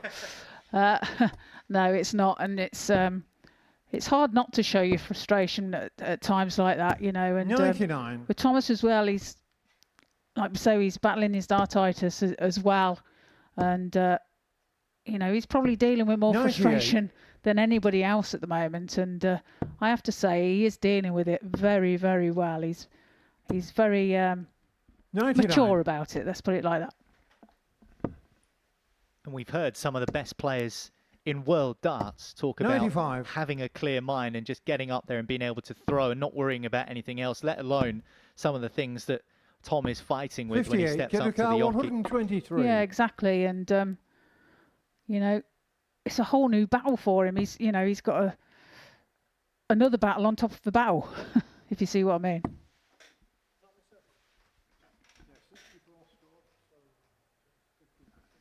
We're just working out 83. what he requires. 160.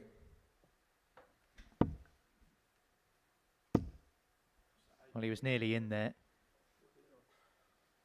2 treble 18s in the last leg gave him 100. a shot at double 10. Needed 2 treble 20s there for tops. And tops is the target that Kaden Smith is eyeing up here.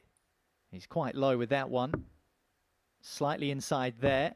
35. And inside again. So 60. 3 bites at the double. And it gives Banks the opportunity here to go 2-0 in front. 40. Kaden 5. Opportunity not taken. So double 2 for Kaden to level the match. And he finds it with his third dart. 1 apiece. Really good Third leg dart there. Thomas to throw first. Game on. With any doubles in that bottom segment of the board, if you're anywhere near the wire, you're quite often blocked, aren't you? And he had enough room to guide it over the top. Yeah, exactly that. 96. Good last start there from Kaden. 33. Thomas choosing to go to the bottom of the board again. And these last few throws. 120.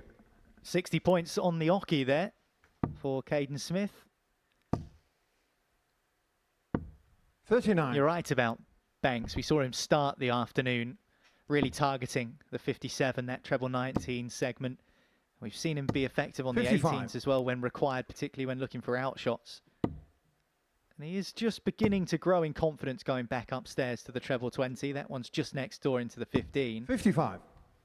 I suppose the more he plays and the more competitive darts he plays, he'll feel more confident in going for that particular target.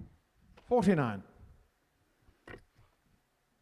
Yes, indeed. And again, a switch of tactics 60. as he goes upstairs again. Couldn't find a treble though. 96.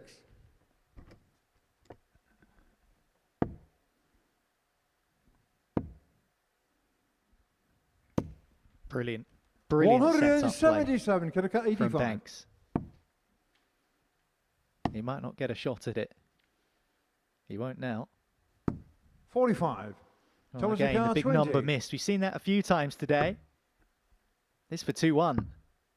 Well, it's not going to go, and you can see the anger on his face. It's almost turning to exasperation. No score. Kaden 40.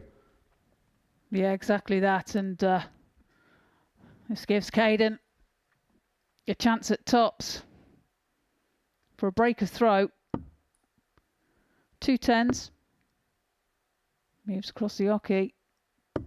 Opens up the bed, but just slips into the double 15. So chance again for Thomas Banks to take out double 10. And he does so with his second dart. Leads the match by 2 legs to 1. Holds his throw. 4 for Kaden to throw first. Game on. By the skin of his teeth.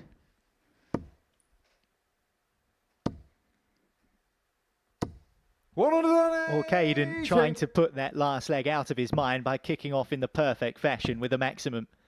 Banks is just chasing a first victory of the day, and he can't find any trebles of his own. Well, well. 100. You were getting excited then, weren't you? Just was lying so nicely. 100.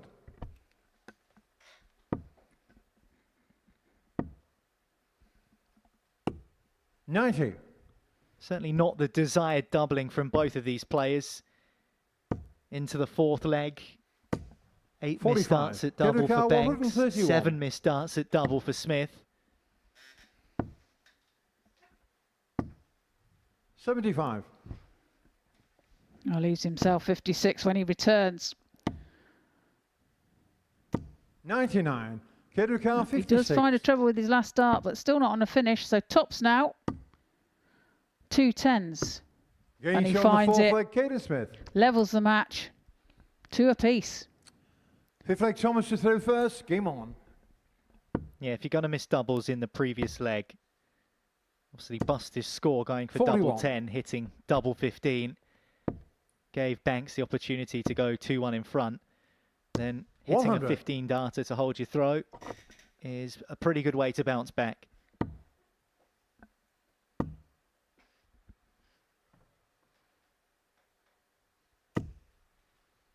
$76. Just wonder from Caden's perspective, probably doesn't want this day to end. As we say, he's not top of the group, he's not 100. bottom, he's somewhere in the middle. He's enjoyed his debut, and he's probably just really enjoying the surroundings that he's in. 55. At the Live Lounge in Portsmouth, just taking it all in his stride. He certainly performed that way, and that will give him a real buzz and 100. a real injection of energy going forward. Yeah, he's put himself into a good position going into tomorrow. 60. You say mid-table. Great first day performance.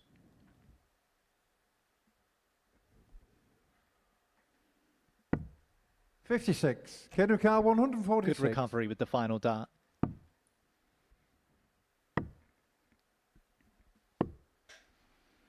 $75. Now Thomas 128 Car, now for 128. Thomas.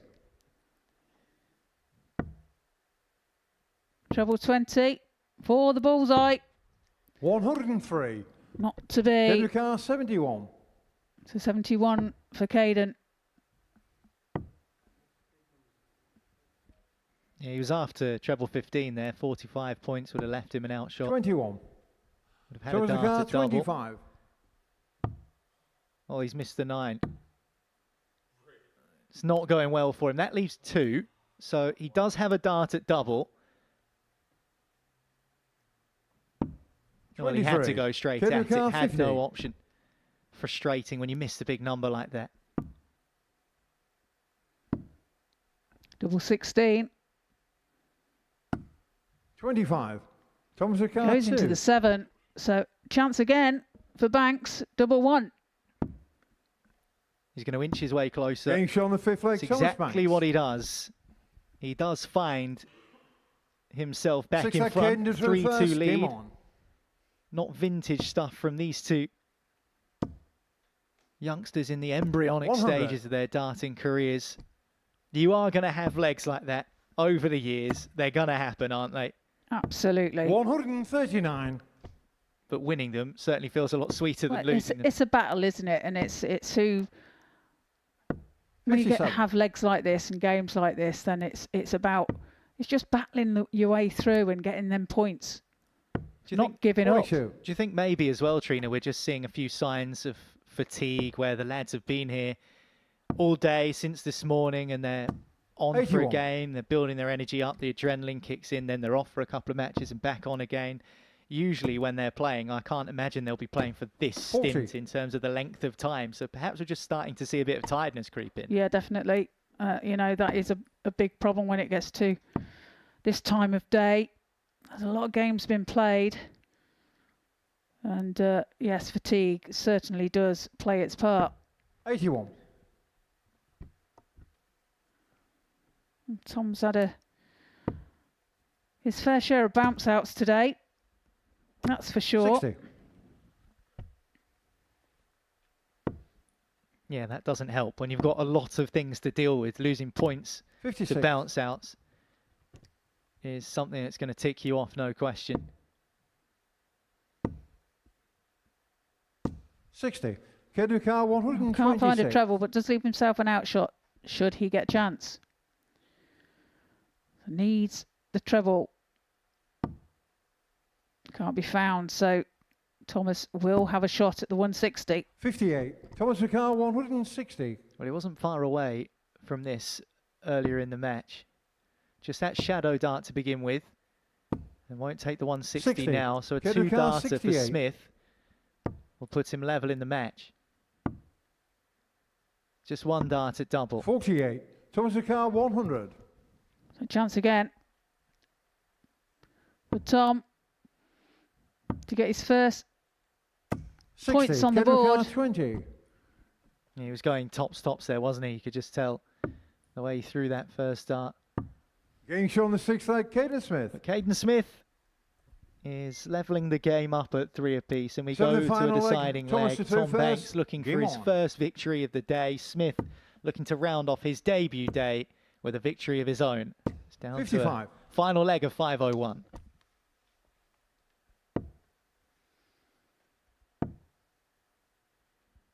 $96.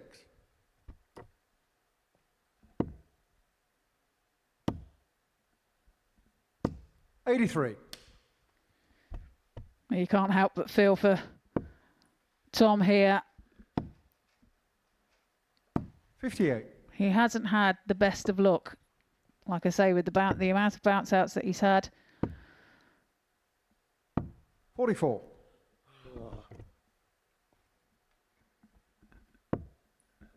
I think when you do have problems with your throw, 57. it takes a lot of courage and bravery just to keep throwing and to carry on. And sometimes that is the hardest bit of the struggle, is gearing yourself up just to keep throwing and hoping that it comes out okay. 100%. I mean, I'm not so sure I'd have the patience 100. To do it. You know, touch wood, I never have to deal with it. But yeah, 29. I admire anybody that goes through this horrible thing called dartitis. 60. Thomas McGuire, well, both players on a finish after 15 darts. Banks will have the first opportunity. Oh, had he got the treble 19, he would have had a dart at double. Kaden 130. 130. This would be a big way to win it. Bullseye to win it. 105. Thomas McGuire, 60. 25. So Banks looking at 60 then. Ooh, nearly it's a treble, but tops for his first victory of 40. today. Kaden 25. Not to be. Lucky to not bust his score then. Double 11. 14. Thomas McGuire, 20. An interesting choice to go for due west on the dartboard. Banks then to win the match, his first win of the day, and he's done it. And that will be a big relief off of his shoulders. The Bulldog showing real grit and tenacity to defeat Kaden Smith, the first victory of the day that went down to a deciding leg. We saw some pretty wayward shots in terms of setups. We saw singles missed. We did see quite a lot of missed doubles as well, but in the end, it was a battle of resilience for Banks, who beat Smith, and we'll have more reaction after the break.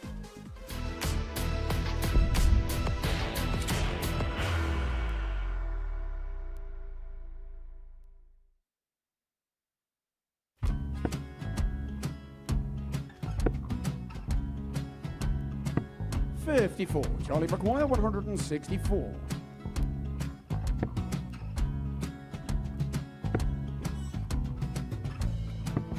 $44.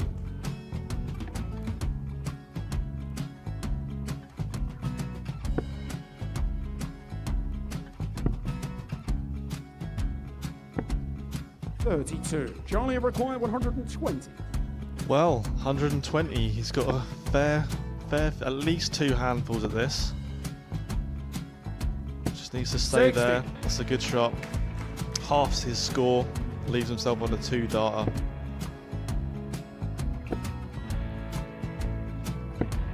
$26. Charlie Time on his McGuire, side 60. to become back-to-back singles champion.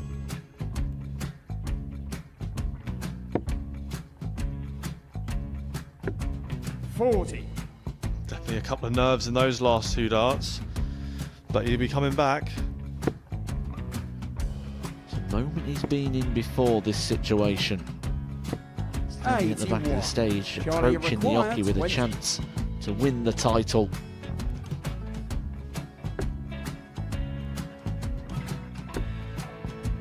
He did this to win the first title, if you remember. 11. I think he's gone. I think he's gone to bust it, maybe. The first title he wanted 20. He went 6-7-7 to win it. He had a chance to replicate it again. Yeah, I get the feeling that was for a bust, and 39. on that situation there, George Scaife wasn't even able to take it out going to the 18s on that switch. Yeah, I think he just panicked a bit, but he's done well to get that big one. Sometimes can be the hardest part. Georgia requires 79. This is it. It's got to be 19s. It's got to be 19s for this shot. Big 20 and a double. He's got the first one. He's going to get a match dart here.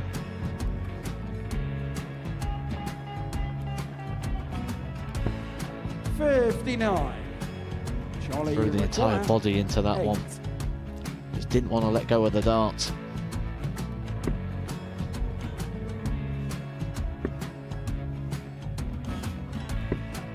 No score. He's given George a chance. George McGuire, 20. I think George has been quite good on double 10 today.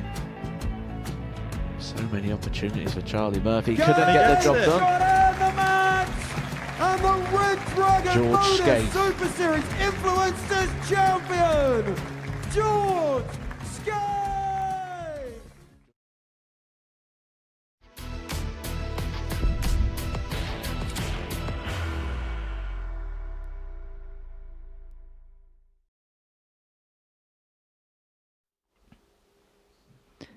Welcome back to the Modus Super Series, where we have seen a superb afternoon session in this Group C. It was an afternoon session dominated by Nathan Potter, winning all 5 of his matches on his debut day here at the Live Lounge in Portsmouth. Confirmation, 10 points for him overnight. Jensen Walker, the best of the rest, 6 points for him. Remember, the top 2 make it through to Saturday night's finale here on the South Coast. A perfect first day for Nathan Potter, and he joins myself and Trina here in the studio to talk all about it. Nathan, many congratulations. Could you have envisaged today going as well as this? To be fair, I sort of just come here, done my bit, and sort of took it on the chin as it come, really. Whoever played their darts, I played my darts, basically. Did the first game kind of set the tone for the rest of the day, getting out the gate as quickly as you did? Yeah, it sort of benefited me big time, so I sort of knew I set a mark of why I'm here and the reason why I want to get there and do it, basically. We've seen players here on debut make real statements, but I don't think there's many that done it the way Nathan has today. No, very impressive, and you know, he's started off, he's looked cool and collective all the way through, and yeah, he's played some super darts. Right, we're going to have a look back at your 5 victories for the day. It started off in superb style. And look, you had a little bit of a build-up. Keegan Brown was backing you on commentary all week. You kicked off with a 4-1 win against Nathan Kerr. You just never looked back, did you? No, to be fair, that obviously the first win's always the easiest. Well, say the easiest, always the hardest, sorry. But like, it sort of kicks you up the bum a bit and try and gets you going for the rest of the day, really. It's been a great year, 2025, for yourself. You said earlier on this morning this was a huge opportunity for yourself. Just tell us what kind of opportunity playing in the Rising Stars is for yourself. Well, it's always gives me, if I go on to Saturday night, even if I don't win Saturday night, it gives me a massive opportunity, like publicly, and get my name out there, and sort of just gets my darts, give me a bit more confidence to go to other places and do my stuff, basically. I suppose an opportunity to adapt your stage game. Obviously, you've done well on the floor, made a Dev Tour final this year, but it's a different beast playing up here, isn't it? Oh, 100%. Even though I'm playing players I know, in front of cameras and stage and light, it's different pressure, really. But I think today I've sort of handled that pretty well. It was something that we were kind of commenting on in commentary throughout the course of the day. Is there was once upon a time where players were playing in front of cameras, get nervous the first time, but the fact that the likes of Nathan and everyone in this group kind of done it at JDC level, and they've done it pretty much throughout their whole time playing at the top level of darts, when they come to somewhere like this, they're not going to get overawed by the occasion. No, they're not, and that's, you know, that's what's in place here, and that gives you, and like you say, with the JDC and everything, gives you the opportunity to kind of like get used to it. It's again different coming here, but you know, and the difference can be as well as playing in silence can be a big difference as well, and to the players, and you know, they're having to deal with that this week. Come Saturday, there's a big crowd. Is it a bit weird when you've got everything set up for a TV event where thousands of people could be here, but actually there's no noise at the back? Yeah, the thing is, I said to the boys behind the back, the only thing you can really hear is like sort of the buzzers of all the air conditioning or whatever it is. That's the only thing you can hear. And then for me, you got to have a bit of background noise, that sort of white noise as you call it. But other than that, it's pretty perfect, really. So looking ahead to tomorrow then, 10 points overnight, 4 clear of Jensen, 6 clear of third place. What do you feel like the job's got to be tomorrow to finish the job off? Well, for me, just go into every game like I did, take it step by step. If I win all games, I win all games, and then just take it as it comes, really. It's been a superb session overall, though, hasn't it, Trina? It has. It's been very good, and the standard's been amazing. And you know, you can just see what darts has got to offer. You know, when it comes to the future, and you know, these rising stars are exactly that, rising stars. Dev Tour final this year, but what would having a good week here mean for you? Yeah, it would be up there with the Dev Tour. Obviously, Dev Tour final is a massive achievement for me myself, because the past few years I struggled a bit on the Dev Tour, but I've sort of progressed a lot. Dev Tour final is a massive achievement, but to come here, even qualify for Saturday night, will be top of the pecking order really. But to get that job done Saturday night will be top of the list, 100%. Long way to go yet, but the beginning of the journey has been a very, very good one. Many, many congratulations, Nathan, on a very good day today. Trina, we're going to see you a little bit later on tonight from 10 o'clock. Huge thanks as well to Niall McCorn, part of our commentary team this afternoon. Plenty coming up across Pluto TV. We're going to be back at 10 o'clock tonight, but before that, we've got a special bonus tungsten talk for you. Phil Taylor discussing the world champion. Remember, himself is only 18 years of age. Luke Littler talking about some of the things that he could do in his career. So we'll be hearing from the power in a few moments' time. And then the latest edition of the Breaker Throws series had a look at some of the unique throws in the game. Laura Turner will be breaking down, discussing and dissecting the throws of Jelle Klassen and Andreas Nicolaou. Tonight we're back from 10 o'clock. Ryan Brownlee, one of the headliners in action this evening. We're going to see him and Henry Coates back once again. It's going to be a superb night, so do join us from 10. And then it all builds up to Saturday, where Charlie Manby is the first player confirmed through to the finale. 7:30 we start here on Pluto TV. But as far as today is concerned, well, it was wizardry from Potter. 5 wins out of 5, 10 points for Group C. We'll see you tonight. So receiving the trophy. There's the second. This will be amazing. Yes! What a finish! The new Modus Super Series champion, the Interceptor. But Ryan Bradley, the boy from needs to go, and that's exactly what it does. Jensen, welcome!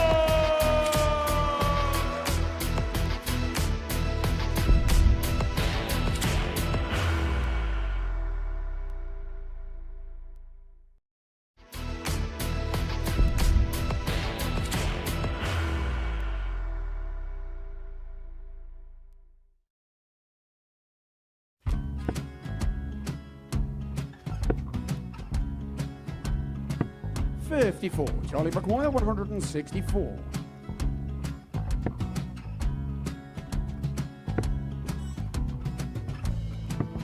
44.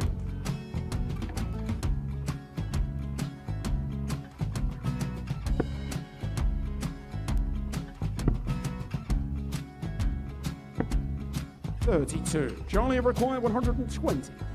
Well, 120. He's got a fair, at least 2 handfuls at this. Just needs to stay 60. there. That's a good shot. Halves his score, leaves himself on a 2-darter.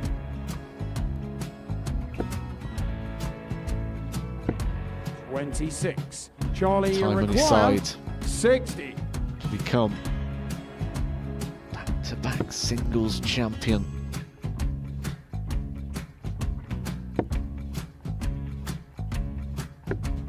$40. Definitely a couple of nerves in those last 2 darts, but he'll be coming back. It's a moment he's been in before this situation. Standing at the back of the stage, Charlie approaching the required Yoki with 20. a chance to win the title.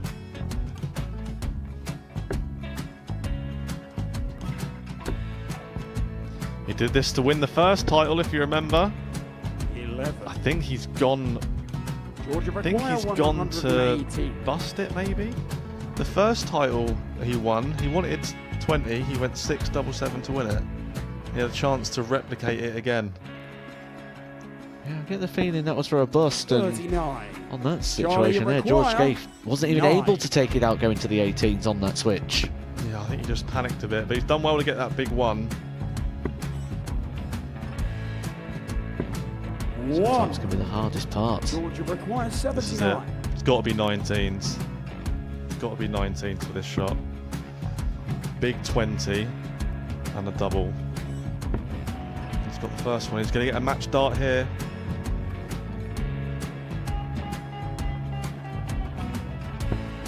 59.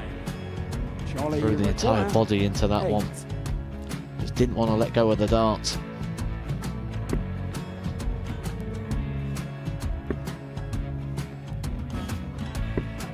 No score. He's given George a chance. George McGuire, 20. I think George has been quite good on double 10 today.